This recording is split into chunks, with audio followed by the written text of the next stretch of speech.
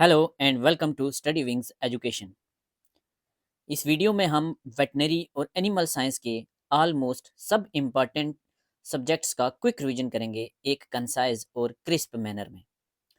Last 20 to 25 years में बार बार पूछे गए क्वेश्चंस जितने भी वेटनरी और एनिमल साइंस के वेरियस एग्जाम्स में आए हैं थ्रू आउट द इंडिया, उन सब को हमने कंपाइल किया है और आपकी खिदमत में लेकर हाजिर हुए हैं। जिसने अभी तक कुछ भी नहीं पढ़ा वो भी अगर ये वीडियो देखेगा तो एग्ज़ाम में बहुत कंफर्टेबल फील करेगा। इस वीडियो में हम ऑलमोस्ट सारे के सारे सब्जेक्ट्स का क्विक रिवीजन करेंगे, जैसे pharmacology, animal genetics and breeding, parasitology, animal nutrition, LPM, dairy, meat science, physiology, animal reproduction, extension, poultry, medicine, means almost सारे के सारे सब्जेक्ट्स कवर करेंगे। So let's start the video. So pharmacology से start करते हैं। Pharmacology one of the ignored subject होता है। इसमें से 2-3 क्वेश्चन तो एग्ज़ाम में आते ही हैं और वही क्वेश्चन डिसाइडिंग बन जाते हैं फाइनल सिलेक्शन के लिए। बच्चे इसको इग्नोर करते हैं क्योंकि काफ़ी टफ सब्जेक्ट है, बट मैंने लास्ट जो 25-30 ईयर से रेगुलर क्वेश्चन एग्ज़ाम्स में आ रहे हैं उनकी ही एक कंपाइलेशन की है। तो शुरू करते हैं।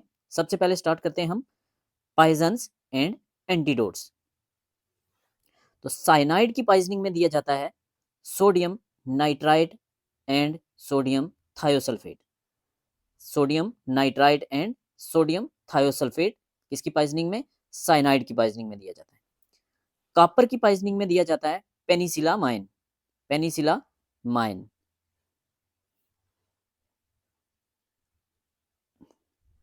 मरकरी, मरकरी, आर्सेनिक और गोल्ड, इनकी पॉइजनिंग में दिया जाता है dimercaprol. Dimercaprol in heavy metal poisoning, mercury, arsenic, arsenic, gold. Warfarin की पॉइजनिंग में दिया जाता है विटामिन के। हेपरीन की पॉइजनिंग में दिया जाता है प्रोटामीन। ओपियाइड की पॉइजनिंग में दिया जाता है नेलेक्सॉन। एट्रोपिन की पॉइजनिंग में दिया जाता है बेलाडोना या फाइजोस्टिगमीन। बेंजोडाइजिपीन की पॉइजनिंग में दिया जाता है फ्लूमाजेनिल। आयरन की पॉइजनिंग में दिया जाता है डिस्फेरी ऑक्सामीन और ऑर्गेनोफॉस्फेट की पॉइजनिंग में दिया जाता है एट्रोपिन। क्रोमियम, मैंगनीज और निकल की पॉइजनिंग में दिया जाता है कैडमियम कैल्शियम डाइसोडियम इडिटेट। इसमें क्रोमियम, मैंगनीज, निकल और जिंक की पॉइजनिंग में।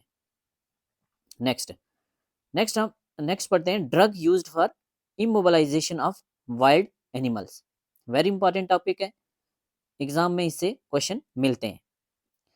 सबसे पहले हम पढ़ते हैं दो इंपॉर्टेंट ड्रग जो कि इंपोर्टेड ड्रग हैं। ये वाइडली कॉमनली यूज किए जाते हैं वाइल्ड एनिमल की इमोबिलाइजेशन के लिए, बट इंडिया में नहीं मिलते, इनको इंपोर्ट कराना पड़ता है। तो कौन कौन सा है? इमोबिलॉन, वेरी इंपॉर्टेंट। इमोबिलॉन, इमोबिलॉन 10.5 ml में आता है और इसको कंपनी कौन सी बनाती है? तो ये बनाती है नोवार्टिस, जो कि एक यूके की कंपनी है। इसकी कंपोजिशन एग्जाम में पूछी जाती है, तो कंपोजिशन क्या है? इटारफिन हाइड्रोक्लोराइड और एसिप्रोमाजीन मलेट। एट्रोपिन हाइड्रोक्लोराइड 2.5 mg पर ml होता है कंसेंट्रेशन इसकी, और एसिप्रोमाजीन मैलेट 10 mg पर ml। ये न्यूरोलेप्ट एनाल्जेसिक है और ये इंट्रामस्कुलर दिया जाता है। आईवी नहीं दिया जाता, इंट्रामस्कुलर दिया जाता है क्योंकि हमने एनिमल को इमोबिलाइज करना है। रिविवान इंजेक्शन, ब्रांड नेम रिविवान के नाम से आता है। ये भी इंपोर्टेड ड्रग है और ये इमोबिलान का एंटागोनिस्ट है। इमोबिलान का एंटागोनिस्ट है। इसको भी नोवार्टिस कंपनी बनाती है जो कि यूके की कंपनी है और इसकी कंपोजिशन है डाइप्रीनॉर्फिन हाइड्रोक्लोराइड। डाइप्रीनॉर्फिन हाइड्रोक्लोराइड, इसको आईवी दिया जाता है और 3.2 mg पर ml इसकी कंसेंट्रेशन है। नेक्स्ट इंपॉर्टेंट ड्रग है जाइलाजीन। जाइलाजीन की कंपोजिशन तो सबको पता है, जाइलाजीन हाइड्रोक्लोराइड। आईएम दिया जाता है, ये एनाल्जेसिक है, सिडेटिव है और मसल रिलैक्सेंट है। फिर जाइलाजीन का एंटागोनिस्ट, ब्रांड नेम रिवरजाइन से आता है। रिवर्साइन पूछा जाए तो क्या है, ये ज़ाइलाज़ीन का एंटागोनिस्ट है। तो ज़ाइलाज़ीन का एंटागोनिस्ट कौन क्या होता है, very very important, yohimbine hydrochloride, very important. 10 mg पर ml इसकी कंसंट्रेशन होती है, yohimbine hydrochloride. Next important drug, ketamine injection. Ketamine की कंपोजिशन तो सबको पता है, कीटामीन हाइड्रोक्लोराइड 100 mg पर ml। पूछा जाता है which of the following is a dissociative anaesthetic. तो ये कौन सा होता है, ये कीटामीन क्या है, डिसोशिएटिव एनेस्थेटिक। सिंगल भी यूज किया जाता है और मसल रिलैक्सेंट के साथ में ये कॉम्बिनेशन में भी देते हैं। एसिप्रिल इंजेक्शन, नेक्स्ट क्या है, एसिप्रिल इंजेक्शन। एक्शन इसका है ट्रंक्विलाइजर या प्री एनेस्थेटिक और इसकी कंपोजिशन है एसिप्रोमाजीन मैलेट, आईएम दिया जाता है। Next very very important, drugs use for doping of race horses. Drug क्यों यूज किए जाते हैं रेस हार्सेस में, उसकी स्पीड को अल्टर करते हैं, स्टेमिना को या बिहेवियर को। रेस को इंक्रीज करने के लिए भी और परफॉर्मेंस को डिक्रीज करने के लिए भी डोपिंग की जाती है। सवाल पूछा जाता है कि डोप क्या है, ये स्पेनिश वर्ड है, डच वर्ड है, लैटिन वर्ड है, क्या है। तो डोप एक डच वर्ड है जो ड्राइव हुआ है धूप से, जिसका मतलब होता है to dip. Next important question पूछा जाता है, स्ट्रिचनिन और कैफीन ये क्या है। तो ये स्टिमुलेंट है, ये स्टिमुलेंट है, रेस को फास्ट करते हैं, बढ़ाते हैं। क्यों यूज किए जाते हैं, फास्ट करने के लिए। अगर पूछा जाए बारबिचुरेट्स, तो बारबिचुरेट्स सीडेटिव के तौर पर यूज होते हैं, ये स्लो डाउन करते हैं परफॉर्मेंस को। Acepromazine very important, to slow down speed. तो ड्रग्स जो कॉमनली आस्क्ड ड्रग हैं वो यही हैं जो ज़्यादातर एग्जाम्स में पूछे गए हैं। मैंने वही ले रहा हूँ जो पिछले 20-25 ईयर से कंटिन्यू एग्जाम्स में पूछे जाते हैं। स्ट्रिचनिन, कैफीन स्टिमुलेंट है, बारबिचुरेट्स, एसिप्रोमाजीन ये क्या है, ये स्पीड को कम करते हैं। नेक्स्ट, अगर पूछा जाए फिनाइल ब्यूटाजोन के लिए, जो कि एक नसाइड है, तो फिनाइल ब्यूटाजोन 24 आवर्स रेस से पहले नहीं दिया जाता, अलो नहीं है, वेरी इंपॉर्टेंट पूछा जाता है। नेक्स्ट इंपॉर्टेंट ड्रग फ्रूसामाइड, ये लूप डायूरेटिक है, ये यूरिन के आउटपुट को बढ़ाता है। इससे क्या फायदा होगा, एक तो ये फास्ट ऑनसेट होता है और शॉर्ट ड्यूरेशन ऑफ एक्शन होता है। दूसरे नंबर पे ये क्या करता है, डिक्रीज करता है chances of detecting of other drugs. पहले ही अगर कोई डोपिंग ड्रग दे दिया है तो यूरिन की आउटपुट को बढ़ा देगा और उसकी वजह से क्या होगा, एक्सक्रीशन हो जाएगी बाकी वाले ड्रग्स की, तो मास्किंग का काम करता है। Next very important topic, testing. तो टेस्ट से एक क्वेश्चन पूछा जाता है। तो फर्स्ट इंपॉर्टेंट टेस्ट है liquid chromatography, tandem mass spectrometry. Liquid chromatography, tandem mass spectrometry, कभी ये एब्रीवेशन पूछी जा सकती है। ये 19 ड्रग्स को डिटेक्ट करता है यूजिंग इक्वाइन प्लाज्मा। अगर पूछा जाए फास्ट, इनएक्सपेंसिव और इफेक्टिव टेस्ट कौन सा है, तो दो टेस्ट हैं, कौन कौन सा, अलाइजा और पीसीएफआईए। अलाइजा और पीसीएफआईए, क्या है पीसीएफआईए, पार्टिकल कंसंट्रेशन फ्लोरोसेंस अम्यूनो एसे, वेरी इंपॉर्टेंट। तो अलाइजा तो सबको पता है, एंजाइम लिंक्ड अम्यूनोसार्बेंट एसे। नेक्स्ट, बाकी इंपॉर्टेंट पॉइंट्स देख लेते हैं जो फार्माकोलॉजी से पूछे जाते हैं। हम इस एक ही वीडियो में सारे के सारे सब्जेक्ट्स, चाहे वो एनिमल साइंस के हों, चाहे वो वेटनरी साइंस के हों, जो एग्जाम में कॉमनली पूछे जाते हैं, चाहे वो वीएएस का एग्जाम हो, जेकेपीएससी का, या वेटनरी ऑफिसर का किसी भी स्टेट का एग्जाम हो, या एलओ का एग्जाम हो, या और बाकी एग्जाम हो, आईसीआर, जेआरएफ, एसआरएफ, हर किसी में पूछे जाने वाले लास्ट 20-25 ईयर्स के सारे हम क्वेश्चन कवर करेंगे। क्या है, सवाल पूछा जाता है थर्ड जनरेशन स्फेलोस्पोरिन इनमें से कौन सा है। थर्ड जनरेशन स्फेलोस्पोरिन जो कॉमन पूछे जाते हैं कौन कौन से, सिफोटेक्सामिन थर्ड जनरेशन स्फेलोस्पोरिन है, सिफ्टाजिडीम थर्ड जनरेशन स्फेलोस्पोरिन है, सिफ्ट्रेक्सोन थर्ड जनरेशन स्फेलोस्पोरिन है, और सिफ्टिजोजिन थर्ड जनरेशन स्फेलोस्पोरिन है, वेरी इंपॉर्टेंट पूछा जाता है। थर्ड जनरेशन स्फेलोस्पोरिन की एग्जांपल्स, बिटर एलिमेंट स्मेल किसमें आती है, गैस्ट्रो इंटेस्टाइनल ट्रैक का जो कंटेंट है उसमें बिटर एलिमेंट स्मेल किसकी पॉइजनिंग में होती है, तो ये होती है साइनाइड की पॉइजनिंग में। क्यों होती है, तो ये होती है बेंजाइल एल्डिहाइड की वजह से, very important. Antagonist of opioid receptor, तो ओपियाइड रिसेप्टर का एंटागोनिस्ट कौन सा है, नलेक्सोन और नल्ट्रेक्सोन, वेरी इंपॉर्टेंट, नेल्ट्रेक्सोन और नेलेक्सोन किसका एंटागोनिस्ट है? ओपियाइड रिसेप्टर्स का। नेक्स्ट इंपॉर्टेंट क्वेश्चन पूछा जाता है फार्मा से, antibiotics non for causing photo sensitivity, और ज्यादातर जो पूछी जाती हैं वो है क्लोरटेट्रासाइक्लिन और डॉक्सीसाइक्लिन, नैलीडिक्सिक एसिड, फ्लोरोक्विनोलोन। तो ये चार आपको याद रखनी है जिनकी वजह से फोटो सेंसिटिविटी होती है, डॉक्सीसाइक्लिन, क्लोरटेट्रासाइक्लिन, नैलीडिक्सिक एसिड और fluoroquinolone, very important. Antidote of xylazine पूछा जाता है तो सबको पता है योहिम्बीन, वेरी इंपॉर्टेंट। कभी कभी सिर्फ यही एक क्वेश्चन पूछा जाता है पूरी फार्माकोलॉजी से, और इसमें भी होती है कंफ्यूजन। तो क्या है ये? Bright red colour, bright red colour, bright red colour blood किस में होता है? तो ये होता है साइनाइड की पॉइजनिंग में, बीआरसी से याद रख सकते हैं हम, बीआरसी साइनाइड के केस में ब्राइट रेड कलर ब्लड होता है। अगर पूछा जाए कॉफी या चॉकलेट कलर ब्लड किसकी पॉइजनिंग में होता है? तो ये होता है नाइट्राइट और नाइट्रेट की पॉइजनिंग में। नेक्स्ट इंपॉर्टेंट क्वेश्चन पूछा जाता है, चॉकलेट्स डॉग्स में क्यों नहीं देने चाहिए? तो chocolates are toxic to dogs because they contain a chemical called as theobromine and caffeine. इसमें थियोब्रोमीन और कैफीन होता है, तो वो क्या करता है?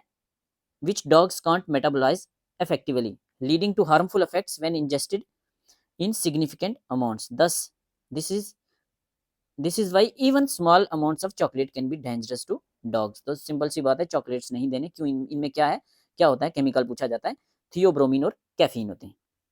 Next, dimercaptosuccinic acid, very important, बार बार आने वाला सवाल। डाइमर कैप्टोसेक्सिनिक एसिड किसकी पॉइजनिंग में दिया जाता है? तो लेड और मरकरी की पॉइजनिंग में दिया जाता है, पता है आपको। डोक्साप्राम हाइड्रोक्लोराइड, ये क्या है? डोक्साप्राम हाइड्रोक्लोराइड इज, नीचे चार ऑप्शन दिए जाएंगे, राइट आंसर होगा एनालेप्टिक या respiratory stimulant. Drug of choice for prevention of canine heartworm infestation, very important, milbemycin, milbemycin, drug of choice for prevention of canine heartworm infestation.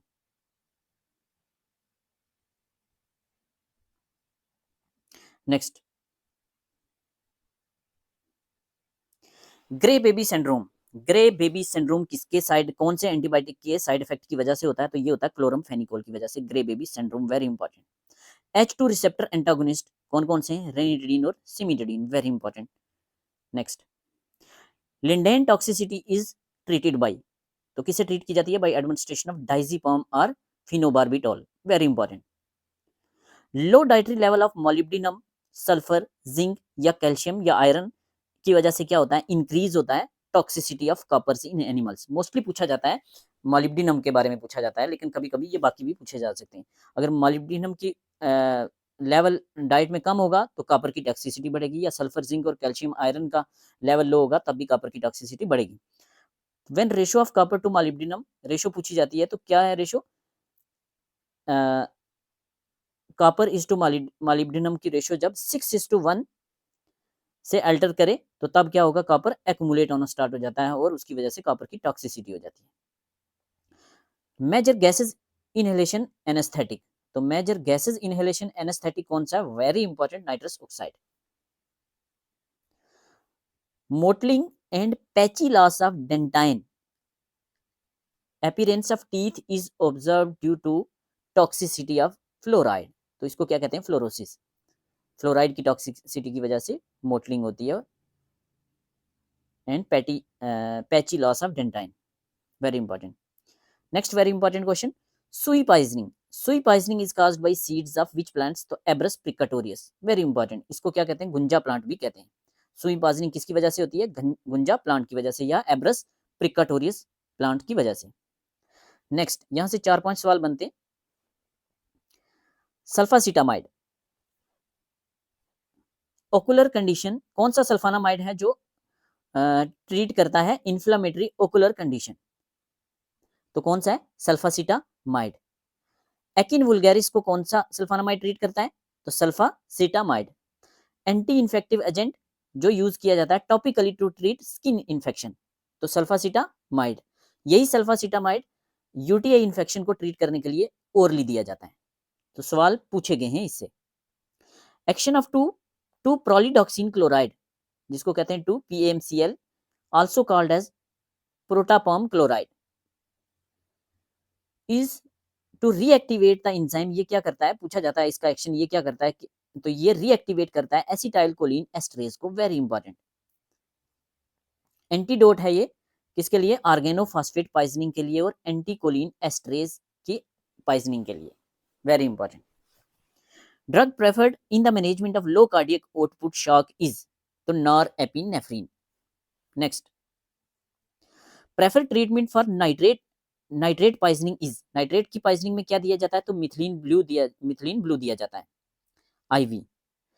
Methylene blue क्या है, very important reducing agent है, पूछा गया है क्या करता है, ये मेट मायोग्लोबिन को हीमोग्लोबिन में कन्वर्ट करता है और रिस्टोर करता है normal oxygen transport by RBCs. Teratogenic agent कौन सा है, which of the following is a teratogenic agent, very important fenbendazole. Next, therapeutic value of allium sativum, पूछा जाता है एलियम स्टाइवम क्या करता है, एंटीबैक्टीरियल है, 2-3 ऑप्शन और दिए जाते हैं, एंटी इन्फ्लामेटरी है, एंटी डायबिटिक है, क्या है, या ऑल ऑफ दीज हैं, ये पूछा गया है 3-4 बार। तो एलियम स्टाइवम क्या होता है, गार्लिक जो घर में हम यूज करते हैं, ये एंटी इन्फ्लामेटरी होता है, यस, एंटी माइक्रोबियल भी होता है, एंटी डायबिटिक भी होता है और रीनो प्रोटेक्टिव प्रॉपर्टीज भी होती हैं इसमें। यूनिवर्सल एंटीडोट की रेशो पूछी जाती है, तो यूनिवर्सल एंटीडोट में एक्टिवेटेड चारकोल, मैग्नीशियम ऑक्साइड और टैनिक एसिड होते हैं 2:1:1 की रेशो में। काफी बार ये एग्जाम में रिपीट हुआ है। विनक्रिस्टीन सल्फेट क्या है, which of the following is an anti cancerous drug या एंटी न्यूप्लास्टिक ड्रग या एंटी ट्यूमर ड्रग, तो ये broad spectrum anti tumour drug है, क्या नाम है, vincristine sulphate. Very important. Next subject start करते हैं हम, animal genetics and breeding. Mating between related individuals, तो ये क्या होता है, इनब्रीडिंग। अनरिलेटेड इंडिविजुअल्स की breeding, out breeding. Mating between unrelated individuals of same breed, एक ही ब्रीड के अंदर लेकिन अनरिलेटेड हैं, तो इसको कहते हैं out crossing. Which of the following is the simplest form of out breeding, तो कौन है, out crossing is the simplest form of out breeding. Next, new breed किससे बनती है, तो क्रॉस ब्रीडिंग से बनती है new breed. Mating between animals of different species, तो ये होता है species hybridisation. Next, very important, inbred line developed from 2 generation of full sibs mating से बनती है। A line is called as inbred line if it has minimum inbreeding coefficient of कितना 0.375 और 37.5%, very important. Coefficient of relationship of identical twins, तो coefficient of relationship identical twins का कितना होता है, आइडेंटिकल ट्विंस का होता है 1, फुल सिब्स का होता है इसका आधा मतलब 0.5, हाफ सिब का होता है इसका आधा मतलब 0.25, क्या कोफिशिएंट ऑफ रिलेशनशिप। अगर पूछा जाए इन ब्रीडिंग कोफिशिएंट, तो इन ब्रीडिंग कोफिशिएंट ऑफ रिलेशनशिप का आधा हो जाता है, कैसे, इन ब्रीडिंग कोफिशिएंट ऑफ फुल सिब, तो कोफिशिएंट ऑफ रिलेशनशिप कितना था 1, तो इन ब्रीडिंग कोफिशिएंट हो जाएगा फुल आइडेंटिकल ट्विंस का हो जाएगा 1 का आधा हाफ, फुल सिब्स का हो जाएगा 0.5 का आधा 0.25 और हाफ सिब्स का 0.5 का आधा 0.125। वेरी इंपॉर्टेंट क्वेश्चन, बार बार रिपीट होने वाले क्वेश्चन लिए मैंने।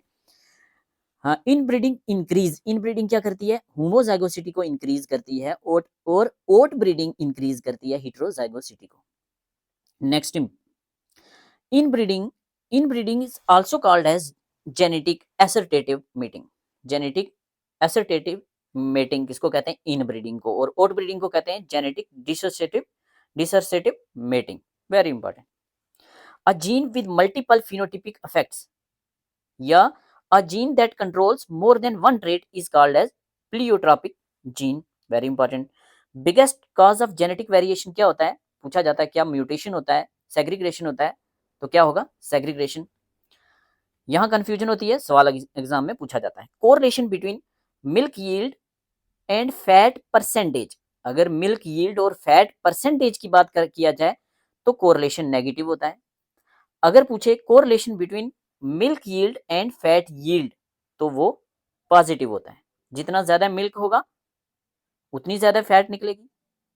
जैसे 1 केजी मिल्क है अगर, तो लेट अस सपोज उसमें 10-20 ग्राम फैट है, 2 केजी में डबल हो जाएगी, तो ये पॉजिटिव रिलेशन होता है। लेकिन फैट परसेंटेज की बात करें तो वो इनवर्सली प्रोपोर्शनल होता है। नेक्स्ट वेरी इंपॉर्टेंट एग्जांपल्स पूछी जाती हैं सेक्स लिमिटेड ट्रेड्स की। तो सीमन प्रोडक्शन क्या है? सेक्स लिमिटेड ट्रेड है। एग प्रोडक्शन क्या है? सेक्स लिमिटेड ट्रेड है पोल्ट्री में। मिल्क प्रोडक्शन क्या है? सेक्स लिमिटेड ट्रेड है। नेक्स्ट पूछा जाता है which of the following is a sex linked trade? Bed plumage in poultry sex linked trade होता है, very important. Broodiness sex linked trade होता है। Feather growth in poultry rapid और slow feathering होती है, हमें पता है, ये सेक्स लिंक्ड ट्रेड है। क्रिप्टॉर्चिडिज्म हॉर्सेस में जो कि एक्स लिंक्ड ट्रेड होता है, और ये भी एक्स सेक्स लिंक्ड है और सेक्स में एक्स लिंक्ड ट्रेड है।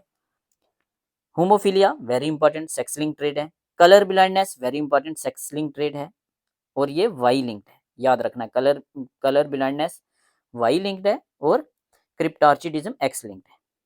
Heterotrichosis means excess hair on ear pinna, तो ये भी सेक्स लिंक्ड जीन है, और testis determining factor sex linked gene है।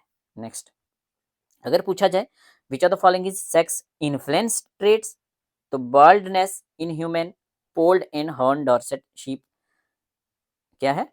Sex influence trait. जीप क्या है? Chimera produce by combining embryos of goat और शीप के एम्ब्रियोज को कंबाइन करने से जो चिमारा बनता है वो होता है jeep. Next grading up, pure breed किससे बनती है? तो ये बनती है ग्रेडिंग अप से। कब बनती है? 7 to 8 जनरेशन, वेरी इंपॉर्टेंट, ये याद रखना है, 7 से 8 जनरेशन लगते हैं प्योर ब्रीड बनने में। Heritability of growth trait, productive trait और रिप्रोडक्टिव ट्रेट। तो ग्रोथ ट्रेट की हेरिटेबिलिटी होती है हाई, प्रोडक्टिव ट्रेट की हेरिटेबिलिटी होती है मीडियम, और रिप्रोडक्टिव ट्रेट की हेरिटेबिलिटी होती है low, very important. heterogeneity of high heritable trait is low while heterogeneity of low heritable trait is high, very important. Next, in a large random mating population mutation और migration और selection के absence में क्या होता है? Gene और genotypic frequency remain constant from generation to generation. तो ये क्या है? ये है हार्डी-वेन लॉ। रेंज पूछे जाते हैं, सबके रेंज हमने एक ही जगह लाए हैं, वेरी इंपॉर्टेंट। अगर पूछा जाए हेरिटेबिलिटी का रेंज तो वो होता है 0 to 1, रिपीटेबिलिटी का भी 0 to 1 और फिटनेस का भी 0 to 1, वेरी इंपॉर्टेंट, याद रखना है। हेरिटेबिलिटी, रिपीटेबिलिटी और फिटनेस का रेंज 0 to +1। कोरिलेशन का पूछा जाए तो -1 to +1, और रिग्रेशन का पूछा जाए -∞ to +∞। तो -∞ to +∞ किसका है? रिग्रेशन का। कोरिलेशन का -1 to +1, और हेरिटेबिलिटी और रिपीटेबिलिटी और फिटनेस का 0 to 1। कलिंग के लिए क्या यूज किया जाता है? तो repeatability is use for culling. Chromosome number पूछा जाता है, कैसे याद रखना है? RS आर पहले है एस बाद में है, तो बाद वाला पहले, पहले वाला बाद। जैसे रिवर बिफेलो या वाटर बिफेलो का है 50, आर पहले आता है तो 50 बाद में आता है। स्वैम्प बिफेलो का है 48। बाकी याद रहे ना रहे बाकी एनिमल्स के, ये याद रखना है, ये पूछा जाता है, एग्जाम में आएगा। सेलेक्टिव ब्रीडिंग क्या होती है? It is out crossing with in a herd with the help of selected sires. Only one trait at a time कौन सी सिलेक्शन में यूज होता है? तो टेंडम सिलेक्शन में। टेंडम सिलेक्शन क्या है? एक टाइम में वन ट्रेड। बेस्ट मेथड कौन सा होता है सिलेक्शन का? तो वो होता है टोटल स्कोर कार्ड या selection index method, very very important. Several traits एक ही बार इसमें हम लेते हैं, और ये बेस्ट मेथड है सिलेक्शन का। Which one character is control by more than one gene? तो ये क्या है? Poly jeans. नेक्स्ट स्टार्ट करते हैं पैरासाइटोलॉजी।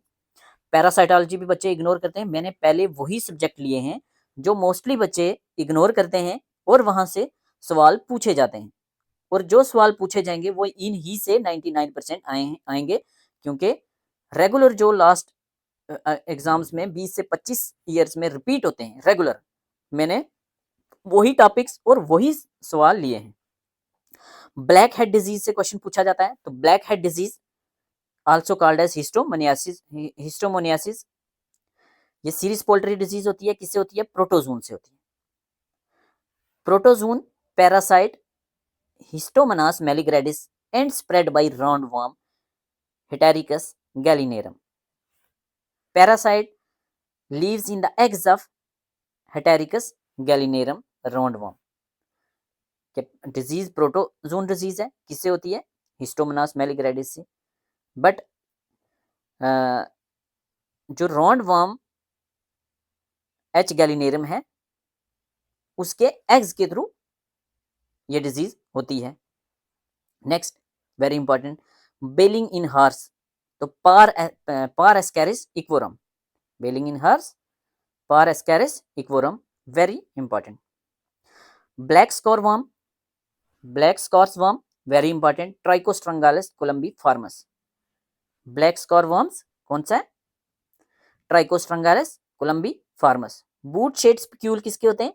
तो बूट शेप स्पिक्यूल होते हैं डाइक्टोकैलस फाइलेरी के, डाइक्टोकैलस फाइलेरी, वेरी इंपॉर्टेंट।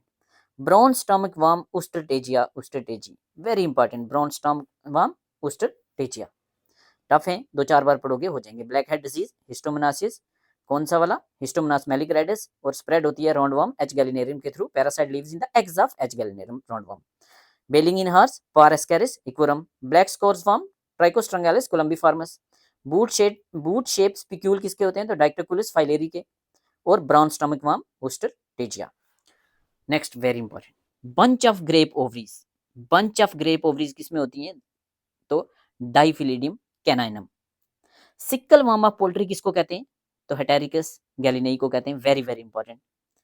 यहां से सवाल पूछा जाता है, कभी कभी पैरासाइटोलॉजी से सिर्फ एक ही सवाल आता है, और वो आता है, वो क्या आता है? वो आता है सिक्कल कॉक्सिडियोसिस किससे होती है?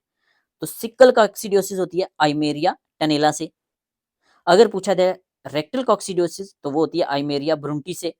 अगर पूछा जाए इंटेस्टाइनल कॉक्सिडियोसिस तो वो होती है आइमेरिया नेकीट्रेक्स से। Next, cestode with hammer shaped hooks, तो हथौड़े की तरह हुक्स किसके होते हैं? डेविनिया प्रोग्लाटिना के, very important. Cestode with sickle shaped hooks, तो टीनिया के होते हैं सिक्कल की तरह, दराटी की तरह। Next, cod fish worm phocanema, cod fish worm phocanema. Cooked rice grain appearance किसके ग्रेविड सेगमेंट की होती है? तो मोनिजिया की होती है, very important. Cucumber shaped appearance gravid segment की किसकी होती है? तो डाइफिलिडियम कैनाइनम की होती है, very important. Cup shape buccal capsule with cusp shaped teeth, cup shaped buccal capsule with cusp shaped teeth, stephanurus dentatus, very important, stephanurus dentatus. Diphyllobothrium latum macrocytic या pernicious anaemia, पूछा जाता है कौन सा parasite है जो परनीशियस एनीमिया या macrocytic anaemia करता है? तो 4 ऑप्शन होंगे, राइट आंसर होगा डाइफेलोबूथरियम लेटम, ठीक है, वेरी इंपॉर्टेंट। डॉलर स्पॉट किसमें दिखते हैं? तो डॉलर स्पॉट किसका साइन है? ट्राइपेनोसोमा इक्विपार्डम का, वेरी इंपॉर्टेंट। टोरिन किससे होती है? ट्राइपेनोसोमा इक्विपार्डम से, very important. Dumbbell shaped uterus किसका होता है? स्टाइलिशिया हेपेटिका का, very important. Ear shaped dorsal teeth strongylus vulgaris. Enzootic cerebrospinal nematodiasis, enzootic cerebrospinal nematodiasis किसकी वजह से होता है? तो सिटेरिया डिजिटाटा की वजह से होता है, very important. Enzymes involved in hatching of ascarid eggs, तो काइटिनेज और इस्ट्रेजिस यूज होते हैं। आई वेमा पोल्ट्री कौन सा? Eye worm poultry oxyspirura mansoni, very important. Flask shape ulcer intestine में किसकी वजह से होते हैं? तो entamoeba histolytica. Fringe tapeworm thysanosoma actinioides, thysanosoma actinioides. Funnel shaped pharynx habronema megastoma, habronema megastoma. Next, gid और स्टैगर्स, गिड और स्टैगर किसकी वजह से होता है? तो ये होता है सीनरस सेरिब्रलस, सीनरस सेरिब्रेलिस, सीनरस सेरिब्रेलिस से होती है गिड या स्टैगर, किसका? टीनिया मल्टीसेप्स का।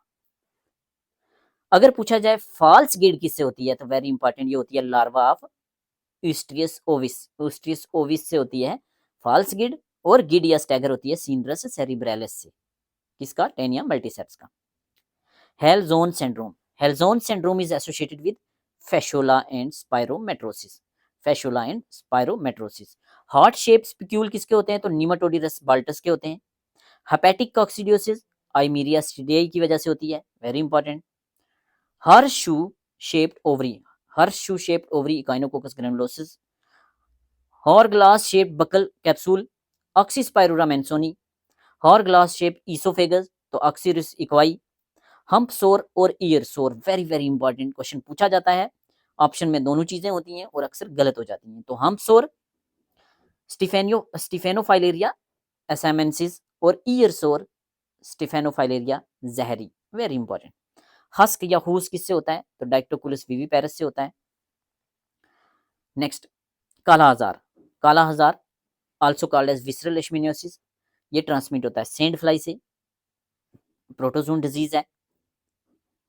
तो पैरासाइट कौन सा है? Leishmania donovani, very important. Ladder lesion in stomach, कभी कभी पूछा जाता है एलडी बॉडीज किसमें बनती हैं? एलडी बॉडीज लेशमेनिया डोनावनी बॉडीज काला आजार में बनती हैं या विसरल लेशमिनियोसिस में बनती हैं। लेडर लीजन स्टमक में किसकी वजह से होते हैं? तो आइमेरिया एसरुलिना की वजह से होती है। लेंसेट शेप स्पिक्यूल किसके होते हैं? तो निमाटोडिरस के होते हैं। लेपर्ड्स किसमें प्रेजेंट होते हैं? एनाप्लोसिफेला परफोलिएटा में होते हैं। Anoplocephala perfoliata. LD bodies, LD bodies की अभी बात की थी हमने, लेशमैन डोनावैन बॉडी। एलडी बॉडीज ये ओवल शेप्ड बॉडी होती है और नॉन फ्लैजलेट होती है, non flagellate, that are found in cytoplasm of cell in bone marrow में या लीवर में या स्प्लीन में या लिम्फ में, लिम्फ नोड में। किसमें? विसरल लेशमिनोसिस में, जिसको काला हजार भी कहते हैं। मैक्लीन कॉन्टिंग सिस्टम किसके लिए यूज होता है? वेरी वेरी इंपॉर्टेंट, तो एस्केरिस सोम के लिए यूज होता है। मिल्क स्पॉट किसमें बनते हैं? एस्केरिस सोम में। Morocco leather appearance, very important, Ostertagia में। Mud colour faeces Toxocara vitulorum. Nematode with flame cell acanthocephalan class, acanthocephalan class में होती है nematode with flame cell. No spicule Trichinella spiralis. Nodular taeniasis in poultry, very important, Raillietina, Raillietina echinobothrida. Nurse cell Trichinella spiralis, Trichinella spiralis. Rat tail appearance Oxyuris equi. Red dysentery, very important, Eimeria zuernii. Red water fever Babesia से होता है। Ring warm legion Trichostrongylus. Rose thorn shape hooks Dipylidium caninum और rot dropsy Fasciola. Saucer shaped ulcer Histomonas meleagridis. Signet ring Plasmodium. Snoring in cattle Schistosoma nasalis. Spoon shaped spicule किसमें होते हैं? तो Nematodirus. Sulphur yellow faeces, very important, Histomonas meleagridis. Tropical bovine theileriosis किससे होती है? तो Theileria annulata से होती है, very important. Equine biliary fever किससे होता है? तो ये होता है थाइलेरिया इक्वाई से या बवेशिया इक्वाई जिसको कहते हैं। मैलिग्नेंट थिलिरियोसिस किससे होती है? वेरी इंपॉर्टेंट, थिलेरिया हिर्ची से। बिफेलो डिजीज या कोरिडोर डिजीज, बिफेलो डिजीज और corridor disease Theileria lawrencei. Benign tropical theileriosis Theileria mutans. Theileria annulata infection, annulata infection में क्या होता है?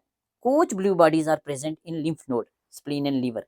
तो सवाल पूछा जाएगा केबी बॉडीज किसमें होती हैं? जैसे उसमें एलडी बॉडीज थी काला आजार में, आ सकता है मैच करने के लिए, तो ऐसे केबी या कोच ब्लू बॉडीज थिलेरिया एनालेटा में। टिबर्सा या सर्रा किसकी वजह से होता है? टिबर्सा किसकी वजह से होता है? ट्राइपेनोसोमा इवनसाई की वजह से। सर्रा ट्राइपेनोसोमा इवनसाई की वजह से कैमल में, very important. Traveller diarrhoea Giardia lamblia की वजह से, very important. Twisted stomach worm या बार्बर स्पोल वार्म या वायर वार्म या स्टमक वार्म, इसको कहते हैं हेमंकस कंटाटस को, very important. Ungroomed tail rat appearance is associated with Oxyuris equi. Urinary bladder carcinoma, very important, Schistosoma haematobium. Xiphidia cercariae किसमें होते हैं? डाइक्रोसिलियम डेंड्रिकुलेटम में। और Y shape dorsal ray in Haemonchus contortus. Yellow button, very very important, Trichomonas gallinae. Next important subject लेते हैं animal nutrition. यार अगर यहाँ तक आ गए हो प्लीज वीडियो को लाइक करना और हमारे चैनल को सब्सक्राइब करना। हम एक ही वीडियो में आपका पूरे का पूरा सिलेबस रिवाइज करवाएंगे और मोस्ट इंपॉर्टेंट क्वेश्चन लेकर आए हैं हम, जो लास्ट 25 से 30 ईयर्स में रेगुलर एग्जाम्स में पूछे जाते हैं।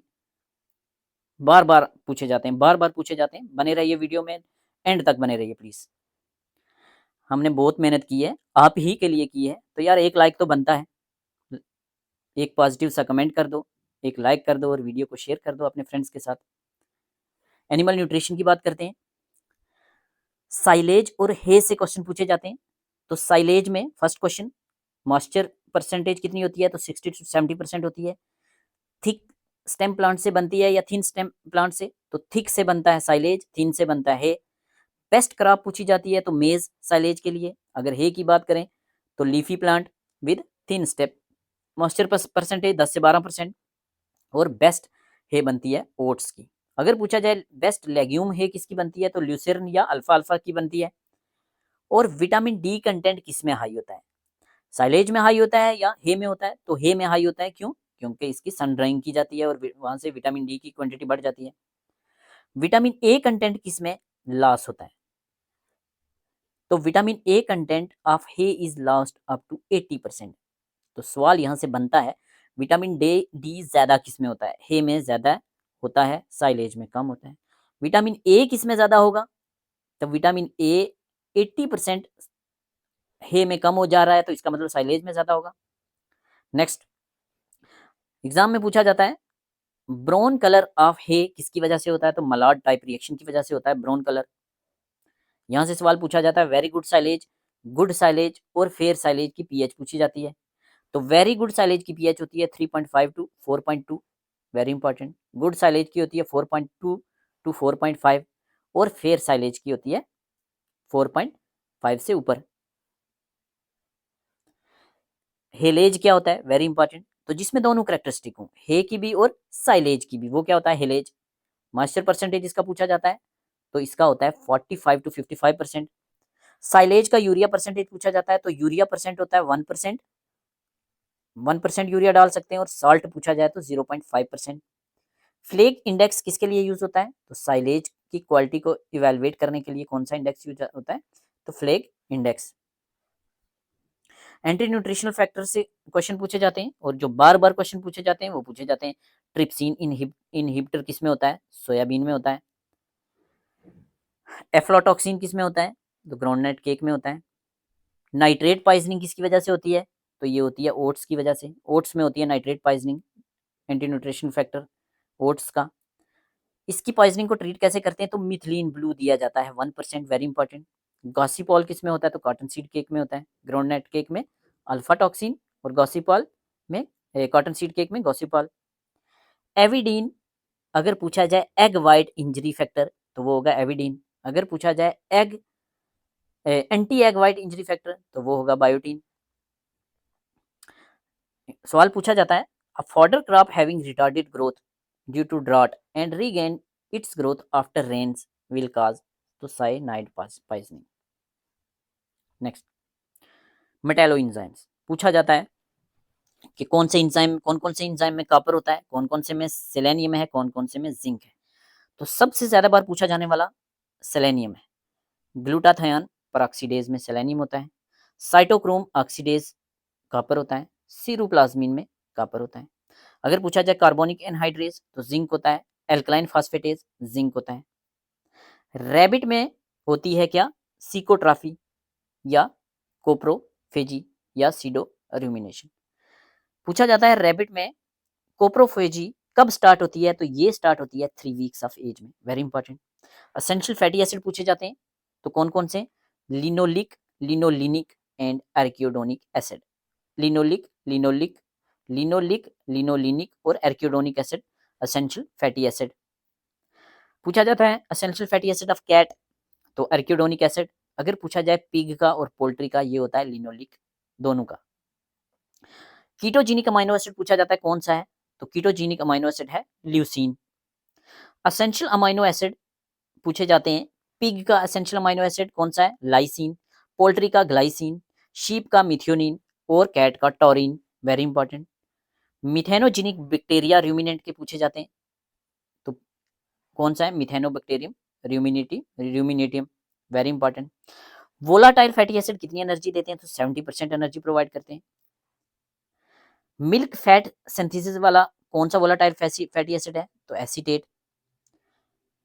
ग्लूकोनियोजेनिक कौन सा है? तो propionate, very important. Acetate, propionate और ब्यूटारेट की परसेंटेज पूछी जाती है। तो एसीटेट होता है 65%, प्रोपियोनेट होता है 20% और ब्यूटारेट होता है कितना? 10%। नेक्स्ट, एसीटेट की एटीपी पूछी जाती है। तो एसीटेट 10 एटीपी देता है, प्रोपियोनेट 17 एटीपी देता है और ब्यूटरेट 25 एटीपी देता है, very important. Urea treatment of feed पूछा जाता है, वेरी इंपॉर्टेंट। तो ड्राई रफेज या straw, 4% of straw. Dry roughage मतलब अगर 100 केजी हम स्ट्रा लेंगे तो उसमें यूरिया कितना आएगा? 4%, मतलब 4 केजी। और पानी कितना आएगा? 40 लीटर। तो सकुलेंट रफेज या साइलेज में 0.5% ऑफ वेट मटेरियल। राशन की बात करें तो 1% ऑफ ड्राई मैटर। तो अगर कंसेंट्रेट की बात करें तो 3% of total concentrate of feed. तो यूरिया ट्रीटमेंट से एक सवाल पूछा ही जाता है। नेक्स्ट पूछा जाता है यूरिया और वाटर का रेशो। तो अभी हमने बात की 40 लीटर वाटर होगा तो 4 केजी यूरिया मीन्स 10:1 की रेशो, 10:1 की रेशो। और सेम रेशो होती है नाइट्रोजन और सल्फर की।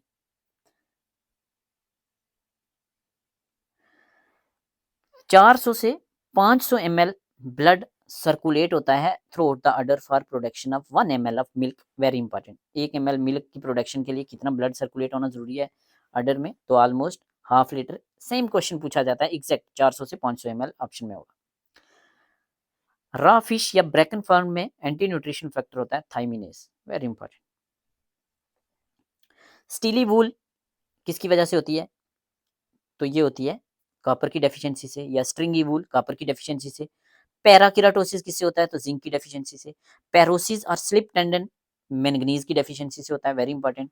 ब्लाइंड स्टैगर और एल्कली डिजीज, ब्लाइंड स्टैगर को कहते हैं, ये एक्यूट पॉइजनिंग होती है सेलेनियम की, और एल्कली डिजीज क्रॉनिक पॉइजनिंग होती है सेलेनियम की। ये दोनों सेलेनियम की टॉक्सिसिटी से होते हैं, वेरी इंपॉर्टेंट। तो डिग्नेला डिजीज किससे होती है? सेलेनियम की टॉक्सिसिटी की वजह से। और क्या होता है टॉक्सिसिटी से? एक्यूट पॉइजनिंग को कहते हैं ब्लाइंड स्टैगर और क्रॉनिक पॉइजनिंग को alkali disease. Glucose tolerance factor पूछा जाए तो क्रोमियम। ब्लड कैल्शियम लेवल पूछा जाता है रूमिनेंट का 8 से 12 mg पर डीएल, और ब्लड फास्फोरस लेवल इसका आधा 4 to 8 mg पर डीएल, 2:1 की रेशो में होते हैं ये। ड्राई मैटर रिक्वायरमेंट पूछा जाता है, वेरी इंपॉर्टेंट। जेबू कैटल का 2 से 2.5 केजी, 2 से 2.5 केजी पर 100 केजी ऑफ बॉडी वेट। तो बिफेलो और क्रॉस ब्रेड का अगर पूछा जाए तो 2.5 से 3 केजी पर 100 KG body weight, very important. 1 KG TDN 0.86 starch equivalent के बराबर होता है, और 0.3 KG TDN is required by a cow for 1 litre of milk production, very important पूछा जाता है। चलो नेक्स्ट एलपीएम पे आते हैं, लाइफ स्टॉक प्रोडक्शन मैनेजमेंट पे आते हैं। सवाल पूछा जाता है सिंगल हम्प कैमल कौन सा होता है और डबल हम्प कौन सा होता है? तो सिंगल हम्प किसका होता है? तो कैमलस ड्रोमेडेरियस का, Camelus Camelus ड्रोमेडेरियस single hump. Bactrian का याद रखना है आपने, बैक्टीरियन का दो डबल हम्प, दूसरे का सिंगल। तो डबल हम्प कैमल कौन सा होता है? बैक्टीरियन। सिंगल हम्प कौन सा होता है? ड्रोमेडेरियन या ड्रोमेडेरिस। मेटाबॉलिक वाटर से सवाल पूछा जाता है, क्या क्या होता है metabolic water? The amount of water produce in the body during various metabolic activities is called as metabolic water. कितना परसेंटेज होता है? तो 5 to 10% of total intake of nutrient होता है। 1 ग्राम ऑफ ग्लूकोज या शुगर में कितना मेटाबॉलिक वाटर निकलेगा? तो 0.60 ग्राम। एक्ट ऑफ मेटिंग से जो वेरी इंपॉर्टेंट क्वेश्चन पूछे जाते हैं, एक्ट ऑफ मेटिंग। तो act of mating in sheep is called as tupping, act of mating in pig is called as coupling, act of mating in horse is called as covering, act of mating in camel is called as lakhana. A cow which always remain in heat is called as buller or nymphomaniac. Smallest piglet in litter usually followed to be last, सबसे last पे जो pharaoh होता है उसको कहते हैं क्रिट या card या runt. Next tightly curled horn किसके होते हैं? मुर्रा के होते हैं। जेट ब्लैक कलर किसका होता है? मुर्रा का होता है। Highest milk producing breed of buffalo कौन सी है? तो मुर्रा है। 7% फैट किस में होता है? तो मुर्रा में होता है। मुर्रा को दिल्ली बिफेलो भी कहते हैं। अगर पूछा जाए हाईएस्ट फैट किस में होता है, तो बदावरी में होता है। 14% फैट किस में होता है, बदावरी में होता है। और वेज शेप्ड बॉडी किसकी होती है, बदावरी की। और कॉपर कलर बॉडी किसकी होती है, बदावरी की। ये क्या है, buffalo breed. Mixture of Murrah और सुरती कौन होती है, Mehsana. Only buffalo with black switch of tail कौन है, Mehsana. Longest lactation period buffalo में किसका होता है, तो मेहसाना का। सिक्कल शेप हॉर्न किसके होते हैं, तो सुरती के। ड्रूपिंग हॉर्न्स किसके होते हैं, तो जफराबादी के होते हैं। स्लीपी आई किसकी होती है, जफराबादी की होती है। हैवीएस्ट बिफेलो ब्रीड कौन सी है, तो जफराबादी। और 9 से 10% इसमें फैट परसेंटेज होती है इसकी मिल्क में। पंच कल्याणी या पंच बदरा किसको कहते हैं, नीली रावी को। और 4% फैट होता है, important. Most violent breed of buffalo, Toda. Grey colour skin किसकी होती है, टोडा की। Dwarf breed of buffalo, Jerangi. तलवार की तरह हॉर्न किसके होते हैं, तो ये नागपुरी के और पांडरपुरी दोनों के होते हैं। Highest milk producer in world पर लैक्टेशन 6150 लीटर कौन सी कैटल का होता है, सबसे ज्यादा मिल्क कौन सी कैटल प्रोड्यूस करती है, तो एचएफ होल्स्टाइन फ्रिशियन। सबसे ज्यादा मिल्क होता है इसका, और फैट सबसे कम होती है 3.5%। और ये नीदरलैंड या हॉलैंड की ब्रीड है, very important. Longest lactation period that is 365 days Jersey का होता है। हाईएस्ट मिल्क फैट कैटल में जर्सी की होती है 5.5। और स्मॉलेस्ट और most Hardy exotic cattle breed है ये। मोस्ट ब्यूटीफुल डेयरी ब्रीड कौन सी है, आयरशायर। और ये स्कॉटलैंड की ब्रीड है। Maximum heat tolerance cattle breed किस में होता है, तो ब्राउन स्विस में होता है। हाईएस्ट लैक्टोज मिल्क में किस में होता है, तो ब्राउन स्विस में होता है, 5% होता है। और ये स्विट्जरलैंड की ब्रीड है। फर्स्ट क्रॉस ब्रेड इंडिया की कौन सी ब्रीड थी, तो ये थी टेलर। अगर पूछा जाए जरसिंध किस किस का क्रॉस है, तो जर्सी और रेड सिंधी का क्रॉस है, इलाहाबाद में बनाया गया था। फ्राइसवाल एचएफ उल साहिवाल का क्रॉस है, मीरठ में बनाया गया था। करन स्विस, ब्राउन स्विस और साहिवाल का क्रॉस है, एनडीआरआई करनाल में बनाया गया था। करन फ्राइस थार पारकर और एचएफ का क्रॉस है, एनडीआरआई करनाल में बनाया गया था। सुनंदनी केरला केरला में बनाया गया था, और ब्राउन स्विस और केरला की लोकल नॉन डिस्क्रिप्ट कैटल का क्रॉस है। पूछा जाए लॉन्गेस्ट लैक्टेशन पीरियड अमॉन्ग देसी कैटल्स, तो ये होता है कौन सा, गिर का। बेस्ट बीफ ब्रीड देसी कौन सी है, तो गिर है, 325 डेज होता है इसका, पूछा जाता है 325। Best Indian milch breed Sahiwal, लोला साहिवाल को कहते हैं। लूज स्किन साहिवाल कहाँ की ब्रीड है, तो Montgomery district of Pakistan origin है इसका। हाईएस्ट डिजीज रेजिस्टेंट ब्रीड है। कलर चेंज प्रॉपर्टी होती है इसमें, इसको व्हाइट सिंधी और थारी भी कहते हैं। तो ये ब्रीड कौन सी है, ये ब्रीड है थार पारकर। थार पारकर को व्हाइट सिंधी भी कहते हैं, थारी भी कहते हैं। कलर चेंज प्रॉपर्टी होती है इसमें, और हाईएस्ट डिजीज रेजिस्टेंट ब्रीड होती है। अगर पूछा जाए ड्यूल पर्पस कैटल कौन सी है, तो हरियाणा है। हैवीएस्ट इंडियन कैटल ब्रीड कौन सी है जो स्वाई चाल चाल के लिए फेमस होती है, तो कनकरज है। Best draught purpose cattle breed कौन सी है, तो अमृतमहल है। स्मॉलेस्ट कैटल ब्रीड इंडिया की कौन सी है, तो वेचूर। बीकानेरी ईव दैट इज मागरा। और ऑस्ट्रेलियन मैरिनो रेम का क्रॉस है हिसारडेल। हिसारडेल क्रॉस ब्रेड है शीप की। बीकानेरी ईव और ऑस्ट्रेलियन मैरिनो का क्रॉस है हिसारडेल। भारत मैरिनो शीप किसका क्रॉस है, तो चोकला नाली मैरिनो और रेम्बोलेट का क्रॉस है। लिंकन लार्जेस्ट और हैवीएस्ट ब्रीड शीप की पूछी जाए वर्ल्ड में, तो लिंकन है। और बेस्ट मटन शीप वर्ल्ड में पूछी जाए तो सफॉक है। पूछा जाता है कैनारी कलरेशन या येलो वूल किसकी होती है, तो ये नाली की होती है, नॉट नेल, नाली, नाली की होती है। Sorry, 1 minute please.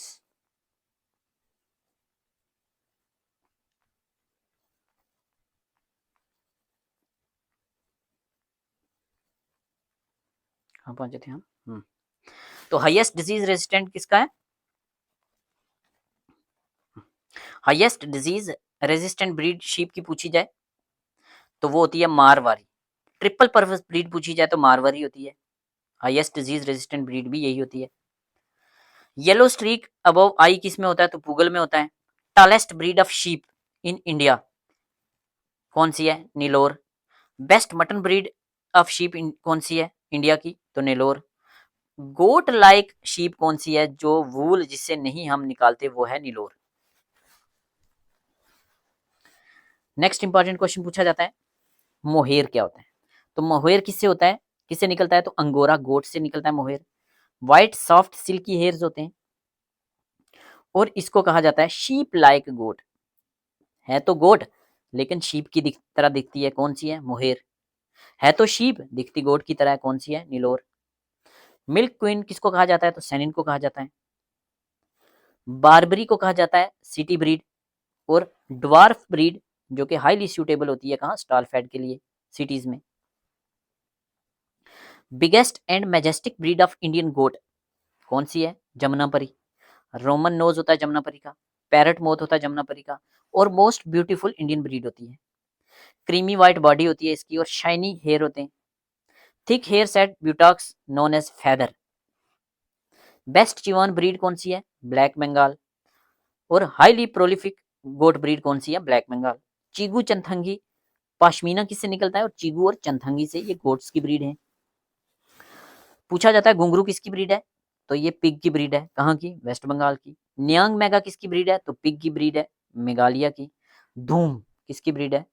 तो पिग की ब्रीड है, कहाँ की? असम की। एक्सोटिक पिग ब्रीड से क्वेश्चन पूछे जाते हैं, तो हैवीएस्ट ब्रीड ऑफ पिग कौन सी है? Large white Yorkshire. कहाँ की ब्रीड है? इंग्लैंड की। एक्सीलेंट पोर्क ब्रीड किसको कहते हैं? तो मिडिल व्हाइट यॉर्कशायर को। ये कहाँ की ब्रीड है? इंग्लैंड की।